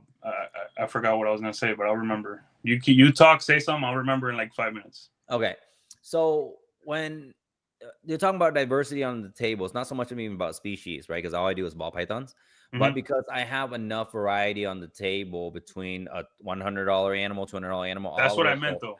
$5K animal, right? You're talking about diversity. Yeah. And so you have the market for all of them. So I do feel bad for some of the guys trying to vend their first few shows and only have 2 clutches, and they're all hets on the table. It's a bunch of, combo het clowns. Well, the mom and dad that's bringing their kids to your tables don't care what the word het means. It doesn't look like anything. Well, it's a brown snake, but it can produce a really cool animal. Yeah, I don't care. I I'm buying my remember. first snake. So yeah, go ahead with your point. Now that you remember it. All right. So simply put, right? If you do a show like Pomona, if you do a show like Siri, where there's actual people, there's 9,000 people. Yeah. I'm gonna tell you guys this: if you could talk at the end of Saturday and you ain't fucking tired, you didn't work fucking hard. The busiest show I've ever done was Pomona, right? Guess what? I went to bed super early Saturday and I couldn't fucking talk. That's what it takes to make money in this game. Yeah. And okay, and I'm gonna say somebody who's been a spectator of the show game majority, and I've vended a couple Reptile Super shows, but holy shit! And I've told you before, Bob, I have a strong background in sales. Okay, I've before all this, I was heavily in sales, and I was good at sales. Nothing gets me more excited being a fellow like salesman lover, seeing you in action, Emilio in action, Dave Levison in action, Mark Bailey in action. I've seen you fuckers sell in person, and I fucking just love it, dude. I love, and that right there, you got to have that instilled in you. Like when and you know what I'm talking about, Bob and Emilio, when you are talking to a customer and you're almost zoned out, like you're just so fucking just in the fucking goddamn moment with the customer, dude. I'm telling you, like that's what elevates. I want to give Bob another compliment. So when I'm working the table hard, right? Pause. I never use that term, but whatever. Whoa. My boy Paul, which you know, Bob, my boy Paul 3D, he always likes to say, oh, he's doing his Bob thing. He's doing his Bob, stripper pole thing right now. Look at him. He's working it. He's working it. Working that shit. That's what my boy says, bro. He's working it. And it takes showmanship and salesmanship really to make it in this industry now. And the reason we don't see as much of it be on display, when we go to shows and a lot of these guys are like complaining, is because of COVID. During COVID, I can take a snake, call it out of the egg, post a picture, and literally will have 20 people message me how much. Yeah. And because of that, these guys never developed salesmanship, never had to, and they didn't have to develop customer service. They didn't have to do any of this. During COVID, I ran out of animals so many times of inventory. I had to cancel so many shows. I would call, again, people can bitch and moan about resales or whatever. I'd call people and say, I have zero inventory. What do you guys have? Let me sell something for you because I'm bored. I have no snakes, and during COVID, so let's say 2020, I would have done 160, 170 clutches or something 2020, and I ran out of snakes to sell, but during COVID, you didn't have to do anything. All you got to do is have inventory and you're going to make money. But because of that, they got so spoiled, they didn't have to go through that salesmanship part with that I had to go through from 16 to 20. And then after 2022, 23, these guys don't even know how to do a setup at a show. They don't even know how to talk to customers at a show. I'm not going to say I have a script, but pretty much if you walk up to my table, I'm going to ask you, do you have any reptiles at home? Oh, you have 4 ball pythons. Great. What are you looking for today? What type of colors, mutations do you like? Blah, blah, blah, blah, blah. Those guys would just basically look down at their phone, look up, see a customer and say, you want to buy anything? No. You looking to buy anything today? No? Okay. Oh, sorry. No, and listen, at the end of the day, let's say it, bro. They're fucking angry. Yeah, dude. They're These guys angry. are in a bad mood. They're in a bad mood before the doors open. Hey, nobody wants to talk. Nobody wants to talk to an angry person. You can't sell angry. I'll tell you that much. No, nobody. Yeah. Why would I want to give you money, asshole? Yeah, it's like you're always in a bad mood. I won't even. I'll throw this one out there too. There's a vendor in Tinley that I don't buy from, and he produces good stuff. Yeah. Every time I walk by his table, he's always sitting down and won't even like acknowledge me or stand up. He would just look up and be like, "Oh, hey, Bob." I've never gotten a handshake from this breeder in the 10 years I've been in Tinley, and I just refuse to spend money with someone that can't even talk to me about snakes or at least act excited that they have customers at their table. And then he always has a bad show, and it's always this market's this market's that, right? But during COVID, it was great for him. And COVID definitely helped the longevity of some of these guys' careers because they would have quit in 2020 if COVID didn't happen. Yeah. All right. Can we cut to commercial break real quick? And I got a couple more topics that are in the in the chamber here loaded to go. So guys, we're gonna cut the commercial break. Sit tight, we'll be right back. Sorry for the interruption, folks, but a quick word from our sponsors. Hi, I'm Devin. I'm Teresa, and we are Prague MORPH. We are based in Czech Republic, a small country in the middle of Europe. We really love animals that revolve around multi-recessive projects, and one of our very favorites is Hypo. We're really looking forward to clutches that are coming this season, and some of those are Hypo Clown, DG Clown, Hypo DG Clown, and one of our all-time favorites, Hypo Puzzle. Hope you enjoyed the next episode on Trap Talk, the greatest reptile network in the world. If you guys want to see next level cutting edge ball python projects, please make sure you head over to their Instagram to follow all their amazing work, and head over to their website to see what they could possibly have available by heading over to progmorphs.com. Thank you again, Devin and Teresa, for bringing some of the biggest heat worldwide in the ball python game. If you want to be organized, if you want to be cutting edge in the ball python game, then you don't want to miss this. Shout out to today's sponsor, and that's Clutch, #1 ball python organization app in the game. No better place to start off than by using this app. Clutch is an organization app that helps you organize all your ball python projects. It also helps your peers and your fellow community members look at what you possibly have coming for the upcoming ball python season, what you have currently available on Morph Market. It's so awesome to be ahead of the game by using organization app like Clutch. Thank you so much, the entire Clutch team, amazing team over at Clutch. If I were you, I would head over to Clutch's Instagram account, and I would also head over to their website, try it out, see how it works for you, but especially if you're just now coming into this, before you build your reptile collection, I would do it organized, and I would do it with Clutch. Thank you, Clutch, for being so amazing. Excited to hear what Clutch has to bring in the near future. Chee. All right, we're back. Guys, do me a favor. Over 100 people tapped in. I'm so happy. Great crowd. But can we get the likes up? The ratio just doesn't, it doesn't compute. All right, we got to get the likes up. All right, because Bob and Big E, even myself, we're spitting fire right now. And we're going to get back to this next topic here, boys. Now, obviously, Bob and Emilio, I feel like one of the things to be wise or considerable about is, like, at a certain point when you are breeding stuff, like I don't know, like, you should always be considering like what your overhead is looking like, but like, how does somebody make sure they're not keeping something they shouldn't have in their collection? Like, should it be like a monthly check thing or a quarterly check thing? Like, how are you guys making sure that you're not sitting on animals you don't need in your collection and you're not feeding for no reason? This shit happens to me all the time, I'll be honest. I'll go through an ultrasound session and I'm like, is this female still here? And one of my guys will be like, yeah, you meant to sell her like 2 months ago, and she's still sitting in the collection. We just keep feeding and breeding. And I get into the worst trap is that I'll look at a female and go, well, she gave me 9 eggs last year. She's a yada yada head clown. I know I have visuals, but she gave me 9 eggs. But trimming the fats of your collection is so important. You have to be able to trim the fats of your collection so that your collection can grow. You can't, because if you look at your racks and they're all full, you don't want to hold back new animals. You don't want to buy new animals. Trimming the fats, let's say this animal is going to be worth $500. Selling off of $500 to go buy a $1,000 animal so that you can produce a 2 times more valuable clutch, you got to do it. So about monthly, I go through on my ultrasound sessions about first of the month, and I'll start marking adult females, adult males, and then even my holdbacks. I'll go through the holdback rack and I go, ooh, why did I hold that back? It's a year old. And I'm like, that gene's not even relevant. I don't even like that. Like that's, or I might look at the animal and say, I don't like the look. I don't want to breed it, whatever. So about monthly, I do like an assessment of the collection and try to make sure that we have room to grow. For me, my collection is still, I would say, relatively small in comparison to some. For me, I assess the female's performance, the saturation level of what she offers in the market.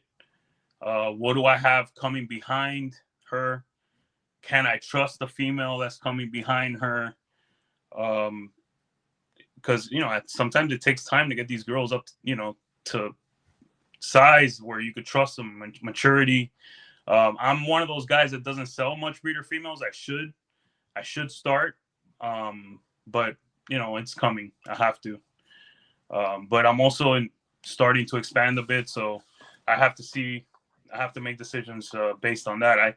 I run out of animals every year, much like you said, Bob, there are points during the year where I'll admit I have to get animals from really good sources. And honestly, I have to work on trying not to have to do that myself.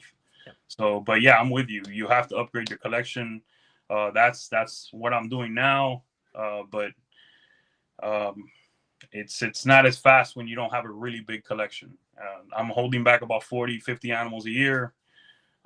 These animals take a while to grow up and trust. So it depends on your size of collection. If you look at like this, Emilio, if let's say you raise 50 animals a year, like as holdbacks or whatever, and if you, depending on your current state of your collection, so for you, you're expanding, so it's a little bit different.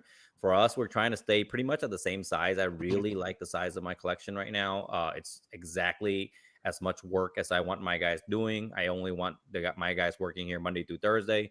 I don't want to see anybody in the building on Friday. I'll be honest. Friday's our day, like where I go down there and work, and I don't want to see my guys.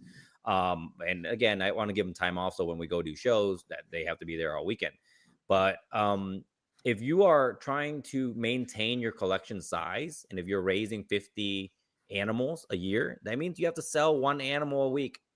You have to sell one breeder animal a week to make room for one new breeder a week.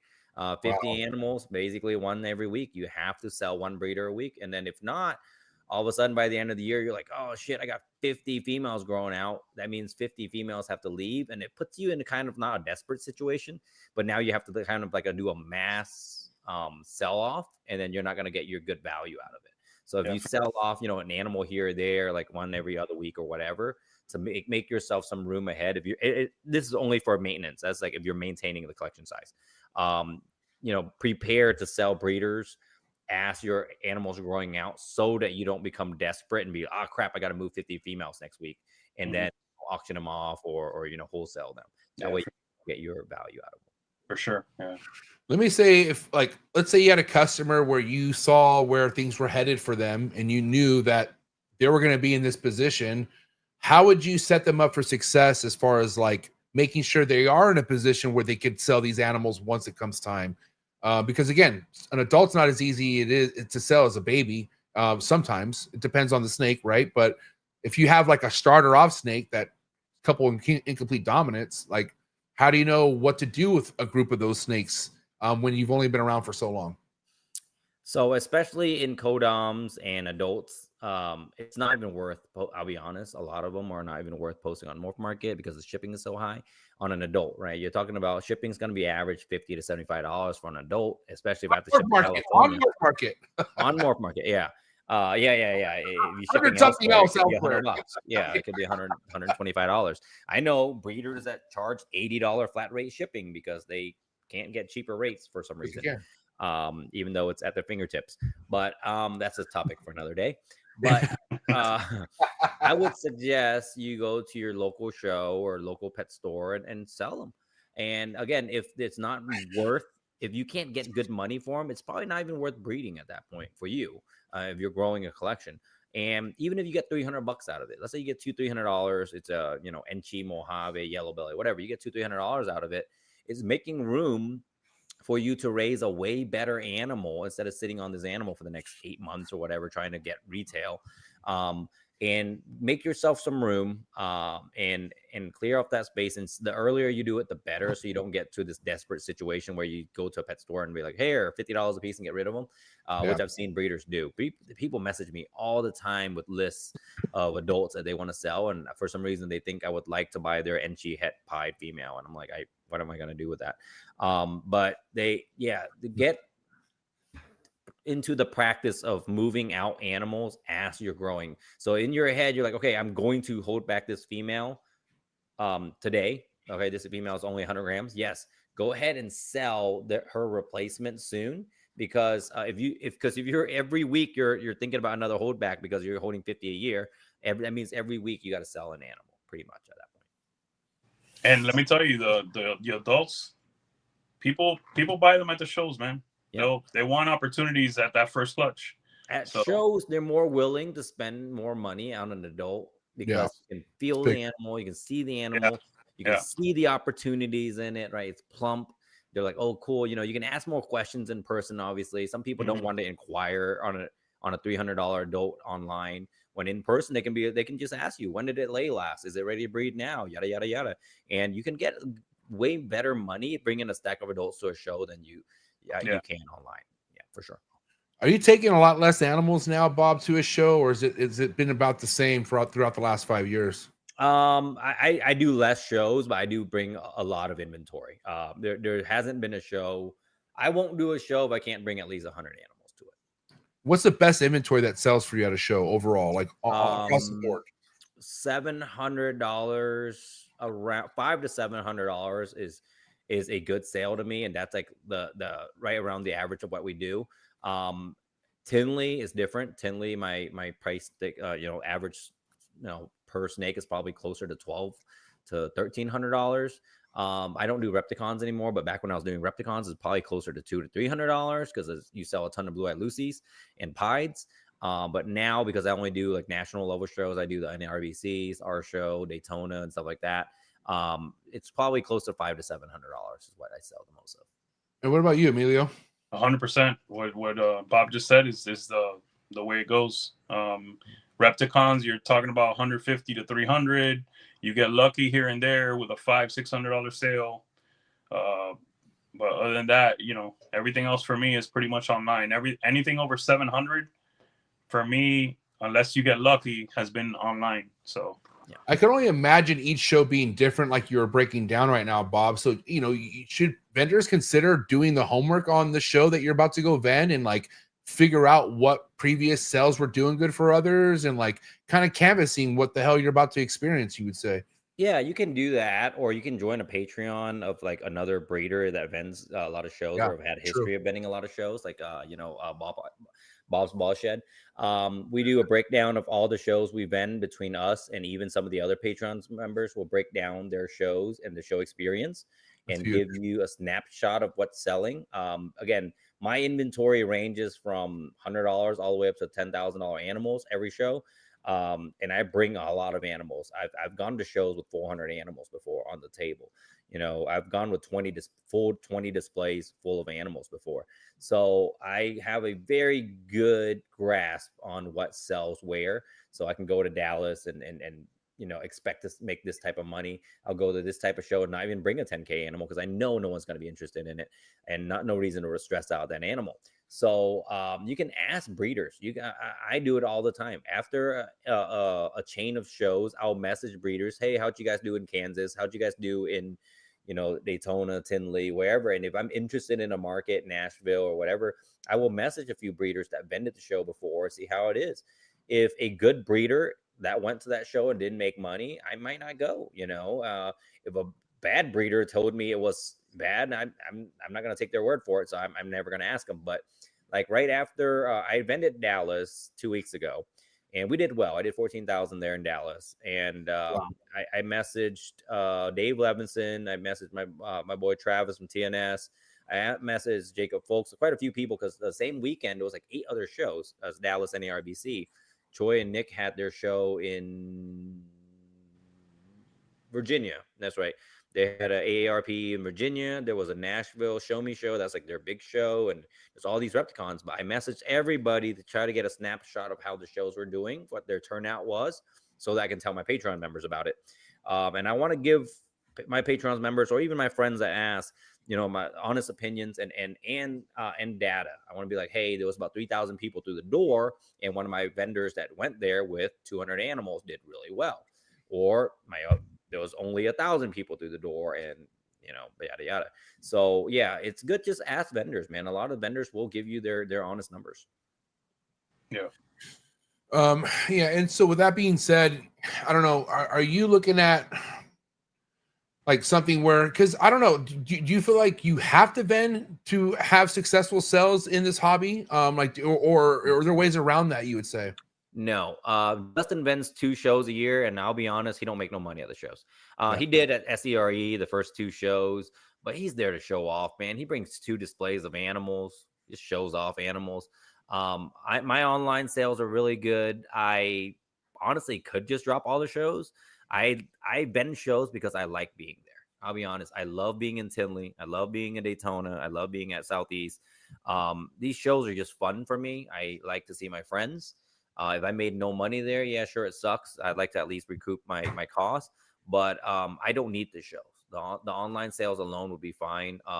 I know breeders that don't vend any shows.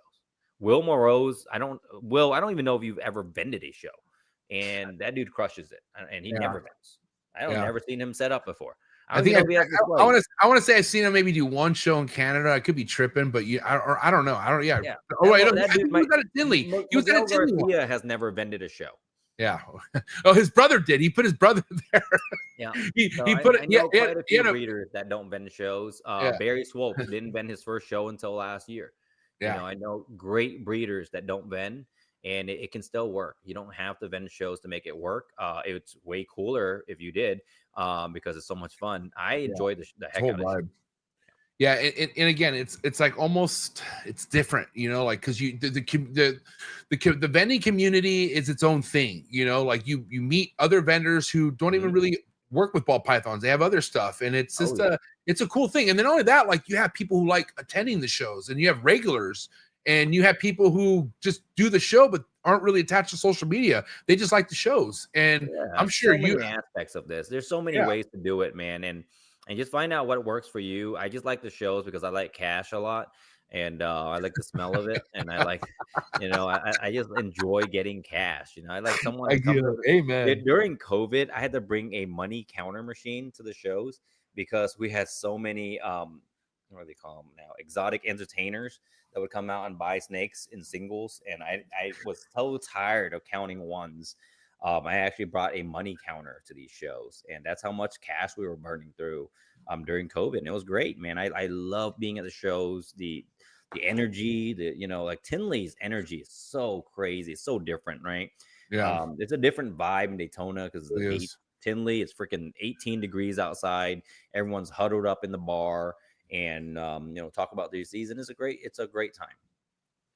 All right. Well, listen, why don't we go around the board here? Let's go around see if there's anything that you want to talk about, Bob. If there's anything that we didn't touch on, any kind of wrap up topics, I want to give you the floor if there's anything you want to speak about. Emilio, I'm gonna let you go first while I brainstorm. For me, it's simple. Get that pessimism out of your life, guys. If you're angry at me and MJ, message me and talk to me. Get to know me. If I'm critical of something, it's a 2-minute breeder, a 5-minute breeder misrepresenting themselves. I'm here to help everyone. I really want to grow this industry.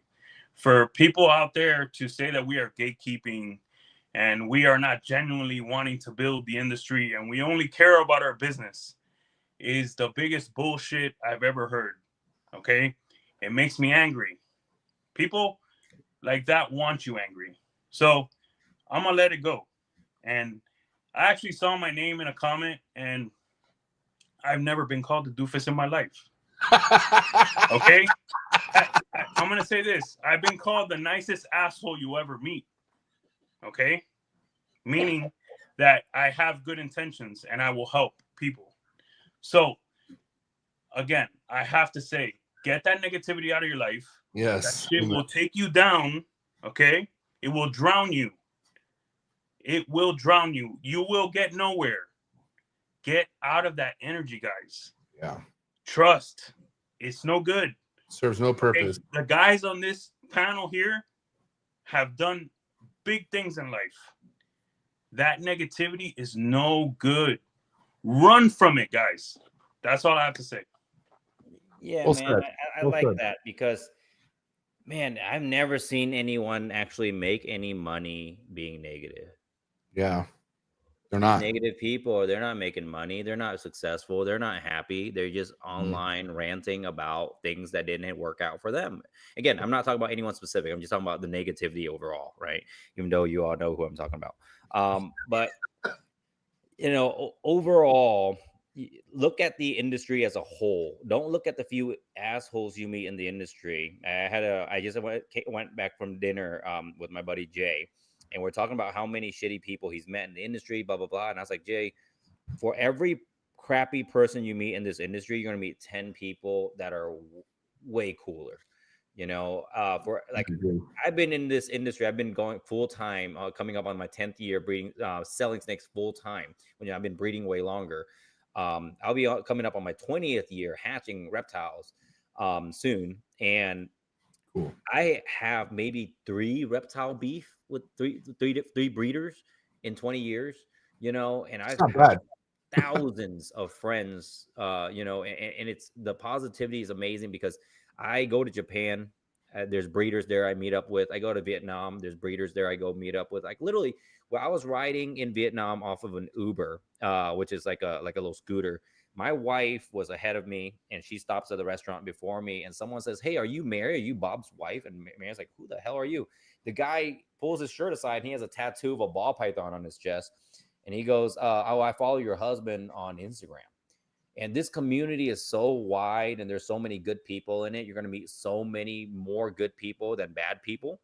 And you're going to make lifelong friends. So don't fret and don't think about the negative people so much, and don't give them your time and energy, because that's all they're feeding off of is your attention. And if we just ignore them, hopefully they'll go away. I doubt it, because it's been this long and they're still here.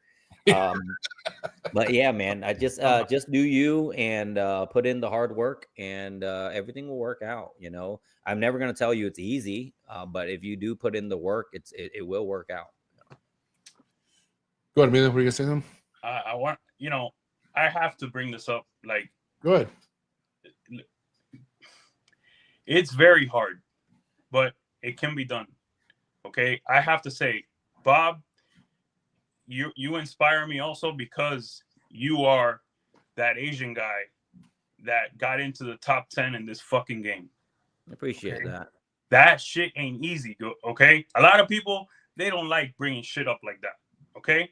Mm-hmm. But that shit's real. All right? I truly believe that. That's fucking amazing to me. So the industry has grown so much since then, right? Because about 10 years ago, Amelia, you remember there was a lot of racist type mentality in the industry still. You know, we were battling it. I was battling it, and I was championing it, dude. I was online every day waiting for these people. I was just hoping someone drops, you know, a racial slur, which they did every day, and I would battle these guys. And because of Facebook, you can out these guys. And it happened to Miguel. Someone went on there and was like, "We're tired of this Spanish shit, blah, blah, blah, blah, blah. This is America, blah, blah, blah," right? When he started his Spanish ball python channel. Yeah. And, you know, and the industry has grown a long way. It's no longer an industry of ponytail white dudes, which, again, there's nothing wrong with that, obviously. All my employees are white.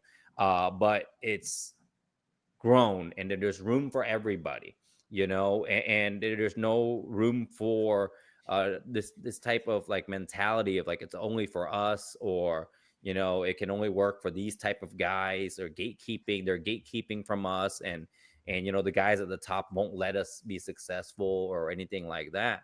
Because when I got in the industry, it definitely felt like that for me, you know, but it's not like that. You just work hard and overcome it. If I can do it, I'll be honest, there ain't nothing special about me except for I'm better looking than half of you. But you know, it can work out, you know. It's like it doesn't take much of anybody special. It just takes a lot of hard work and being able to clean rats on a weekly basis. Yeah, and just put in the hours, man, and really enjoy it. Get out there, and I encourage everyone to do this, even if you are not a real herper. Just get out there, no matter where you are in the United States. There are good months. You can get out there, flip a rock, flip a log, see animals in person outside of a fish tank, and enjoy it. Really, I think you're going to have a good time. Just experience it. I have so many people that message me every year and say, "Man, I wish I can go herping too." I'm like, but you can. It's free.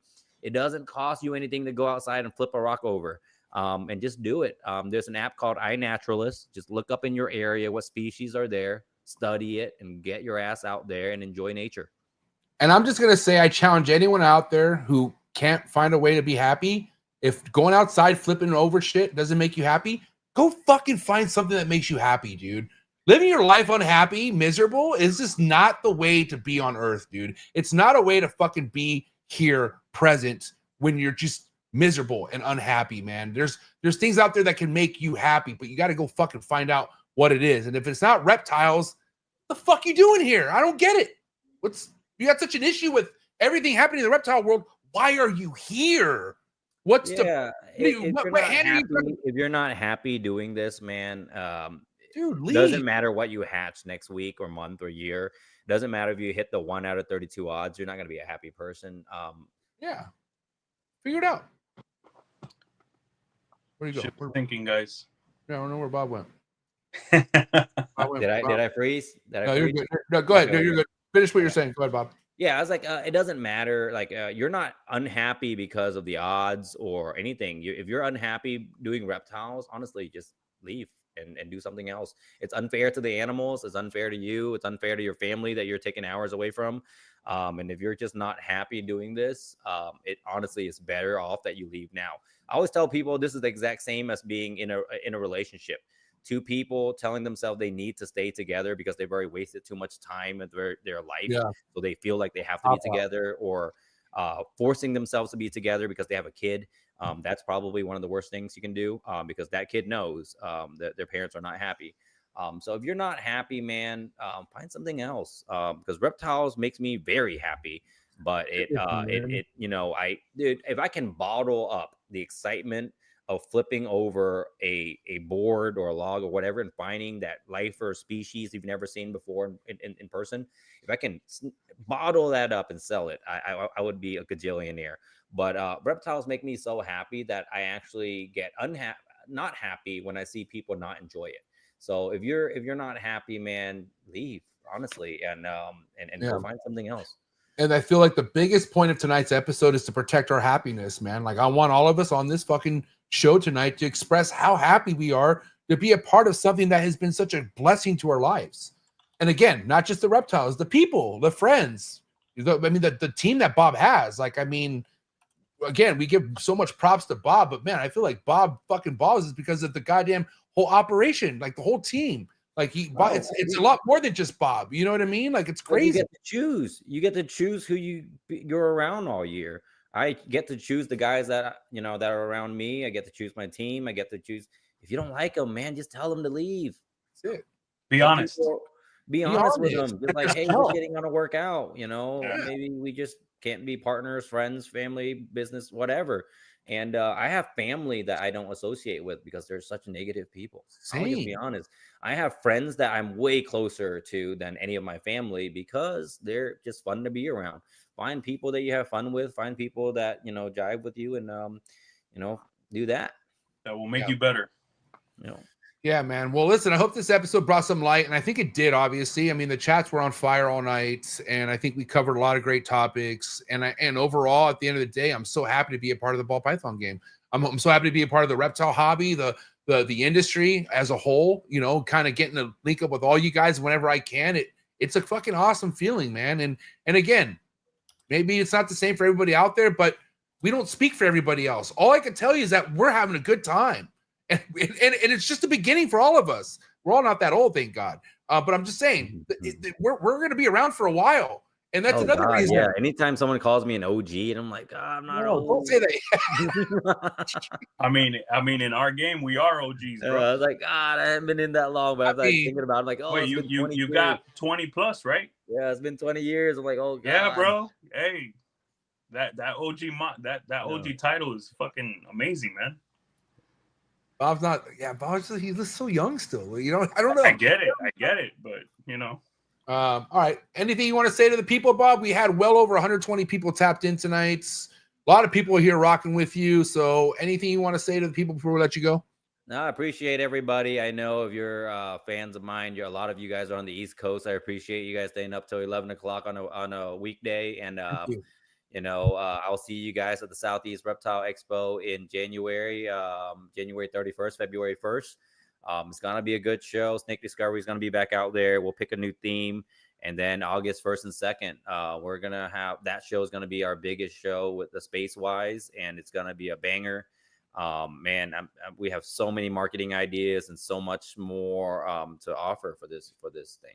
And Bob, I know you're always looking for quality vendors. So if there is somebody out there who deserves to be at your show, what best way for them to kind of get on that list? What should they do? For February, we're actually not adding vendors because of the space situation. We're not like adding more space. So for February, I can't. But for August, if you are a quality vendor that breeds anything other than freaking ball pythons and crested geckos, even if you do ball pythons, just hit me up either way. Yeah, sign up on southeastreptileexpo.com. We are sold out for February, but we are going to open up more space in August. So if you would like to vend in August, please just go on the website and sign up. As soon as you sign up, it automatically puts you into our waiting list based on the order you sign up in. Emilio, I'll hit you up later and we'll get you set up for August. And yeah, man, we're for August, we're trying to make it the biggest show we can do. We're in over 100,000 square feet of space.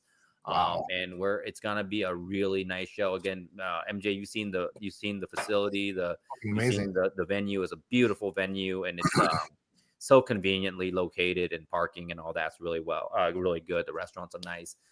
So yeah, in August we are really excited. Get your name, get on the wait list, get on the vendor list, and we will get most of you. We'll try to get everybody added in for August, honestly. And if you do any other species, if you do green trees, if you do monitors, if you do anything cool, put it on there so I know, because the more variety, the better for the customer experience. I'm gonna pull a Tinley on you and say, hey man, I'm gonna have Crebos, ball pythons, and then you only show with ball pythons. And no, I'll have it. No, bring the Crebos, man. Honestly, yes, people love the Crebos, man. Yes, sir. It's Crebos are creeping up on people. People yeah. didn't know they were that cool, and then now they know. Oh yeah, the Crebos. Oh, yeah. Well, I'm gonna spill a load of beans here. I don't know what show it is, but I'm gonna make sure I'm on this guy's bumper about it. But think about Marshall Mendez setting a booth up at your show with all his albino shit, all his shit you won't find anywhere else. Okay, because how close you are to him. I think you're only a 2.5 hour drive. So if he would ever do a show, he wants to be somewhere that close. So think of that. Fucking goddamn, that would be legendary. You know what I mean? If I can get Marshall out there, I would love to get Dunn from Garter's Done Right. I'm trying to get him to come out there. He doesn't vend shows because he doesn't need to, but I'm trying to get him to come out there and display some of his garters and stuff like that, man. We already have a good variety. I want the ratio to be right. I don't want the show to be 50% ball pythons or anything like that. Yeah. We have a ratio cap we like to stick with, X amount of ball pythons. I don't want every other table to be ball pythons. Maybe every 5 tables can be ball pythons, and it's fine. But yeah, we want the frogs. We want the representation, because I want people to come into the show and go, wow, there's reptiles, not just a ball python show, which a lot of shows become, and again, it's unfair to you ball python breeders a little bit, but bide your time. I will be able to get you guys in, as we go and grow this thing.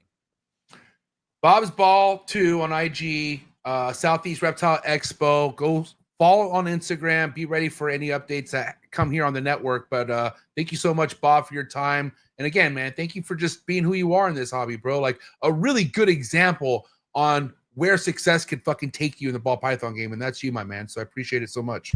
All right. Appreciate you guys. Thank you. All right. Give it up. It's a wrap for Bob Bill, ladies and gentlemen. Later, Bob. Have a good one. Yep. Peace. All right, man. Let's do some final thoughts here, Emilio. Just you and I, buddy. I don't know.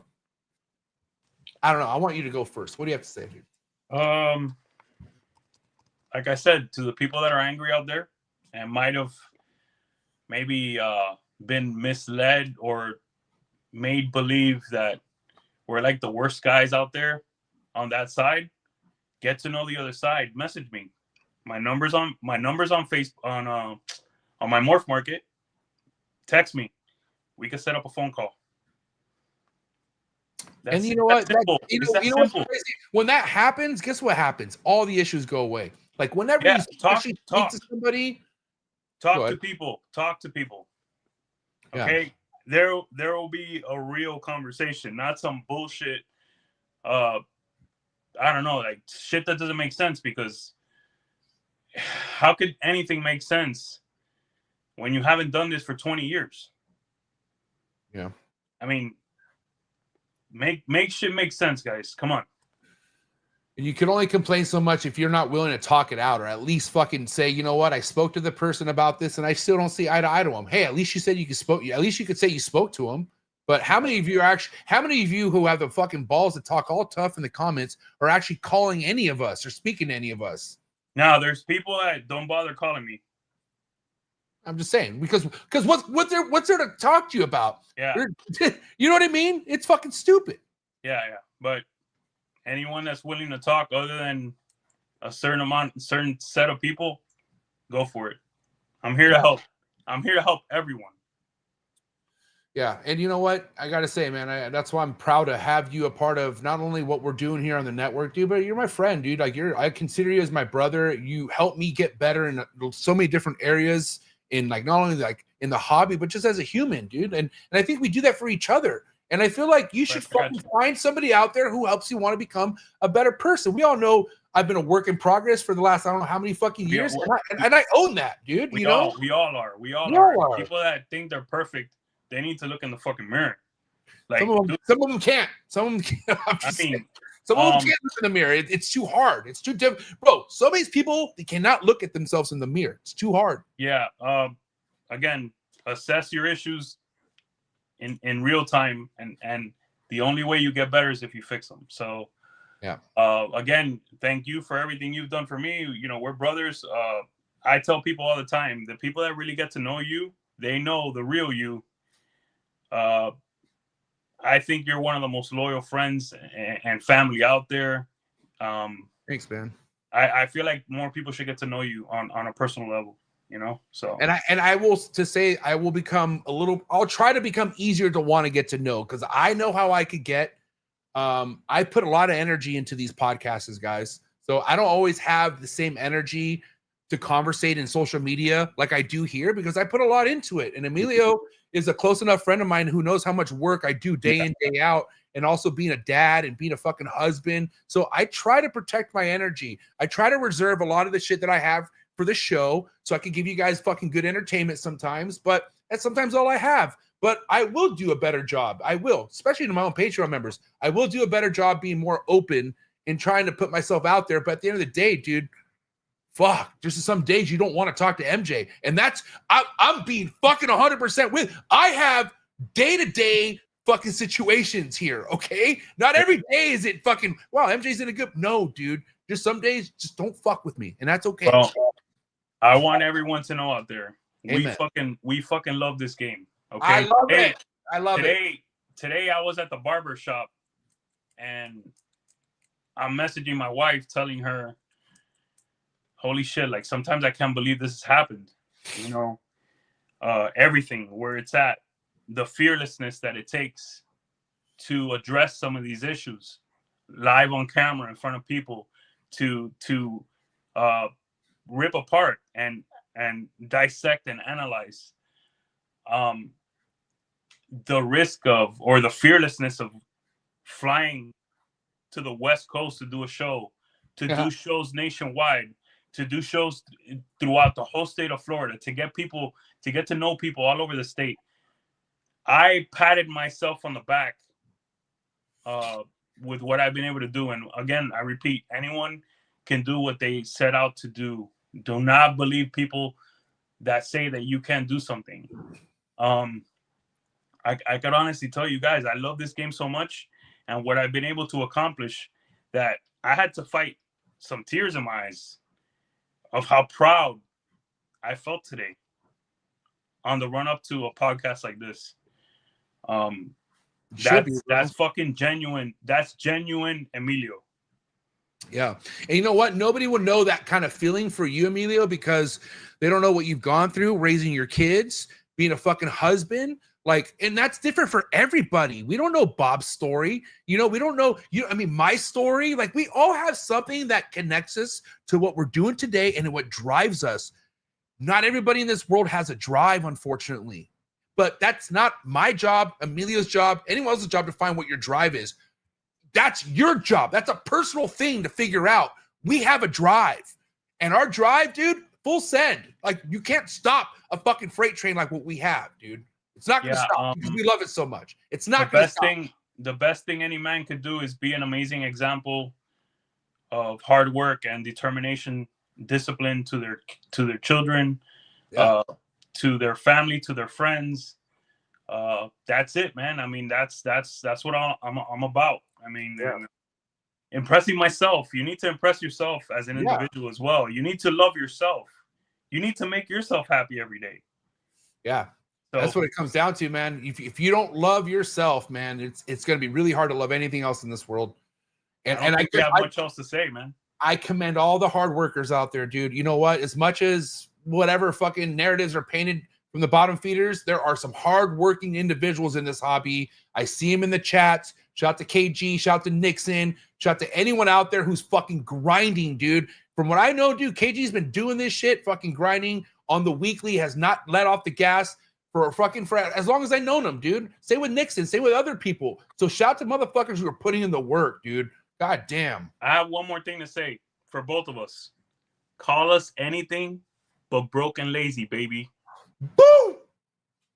Hey, Villarino Reptiles on IG. We're going to just drop the mic after that. Villarino Reptiles on IG. Go subscribe and also go to his Patreon, dude. If you really want to know the right business moves, where not to step in shit in this hobby, Villarino Reptiles Patreon. Find the link in the description below. Give it up. It's a wrap for Big E, Top G, ladies and gentlemen. Later, bro. Thank you. All right, man, have a good night. Hey, that's my friend. Hey, that's my dog right there. That's my boy. Big E, Top G. Hey, what a night. What a fucking podcast. What an episode.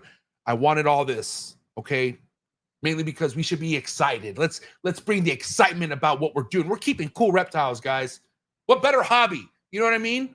Shout out to people in the chat. This was a great episode. Before you guys leave, if you enjoyed this episode and you're not already, hit that subscribe button for your boy, man. Help me grow this even more organically. All right. And of course, if you're looking for exclusive content, come join the Trap Talk Patreon family. First link in the description below. Shout out to all the love and support, man. The chats, you guys are fucking awesome tonight. And that really speaks for everything. All the support in the chats tonight really speaks volumes. You guys are amazing. So again, anyone in the chat who hasn't already hit that like button, let's get the likes up for this episode, especially if you feel like it was very impactful. And please check out all the sponsors in the description below. Have a good night. We'll catch you here Monday night for a new Breed on the Block recap. And I'm out. Sorry for the interruption, folks, but a quick word from our sponsors. Hi, I'm Devin. I'm Teresa, and we are Pragmors. We are based in Czech Republic, a small country in the middle of Europe. We really love animals that revolve around multi-recessive projects, and one of our very favorites is Hypo. We're really looking forward to clutches that are coming this season, and some of those are Hypo Clown, DG Clown, Hypo DG Clown, and one of our all-time favorites, Hypo Puzzle. Hope you enjoyed the next episode on Trap Talk, the greatest reptile network in the world. If you guys want to see next level cutting edge ball python projects, please make sure you head over to their Instagram to follow all their amazing work and head over to their website to see what they could possibly have available by heading over to progmorphs.com. Thank you again, Devin and Teresa, for bringing some of the biggest heat worldwide in the ball python game. If you want to be organized, if you want to be cutting edge in the ball python game, then you don't want to miss this. Shout out to today's sponsor, and that's Clutch, #1 ball python organization app in the game. No better place to start off than by using this app. Clutch is an organization app that helps you organize all your ball python projects. It also helps your peers and your fellow community members look at what you possibly have coming for the upcoming ball python season, what you have currently available on Morph Market. It's so awesome to be ahead of the game by using organization app like Clutch. Thank you so much, the entire Clutch team, amazing team over at Clutch. If I were you, I would head over to Clutch's Instagram account, and I would also head over to their website, try it out, see how it works for you. But especially if you're just now coming into this, before you build your reptile collection, I would do it organized, and I would do it with Clutch. Thank you, Clutch, for being so amazing. Excited to hear what Clutch has to bring in the near future. Trapping is a sport.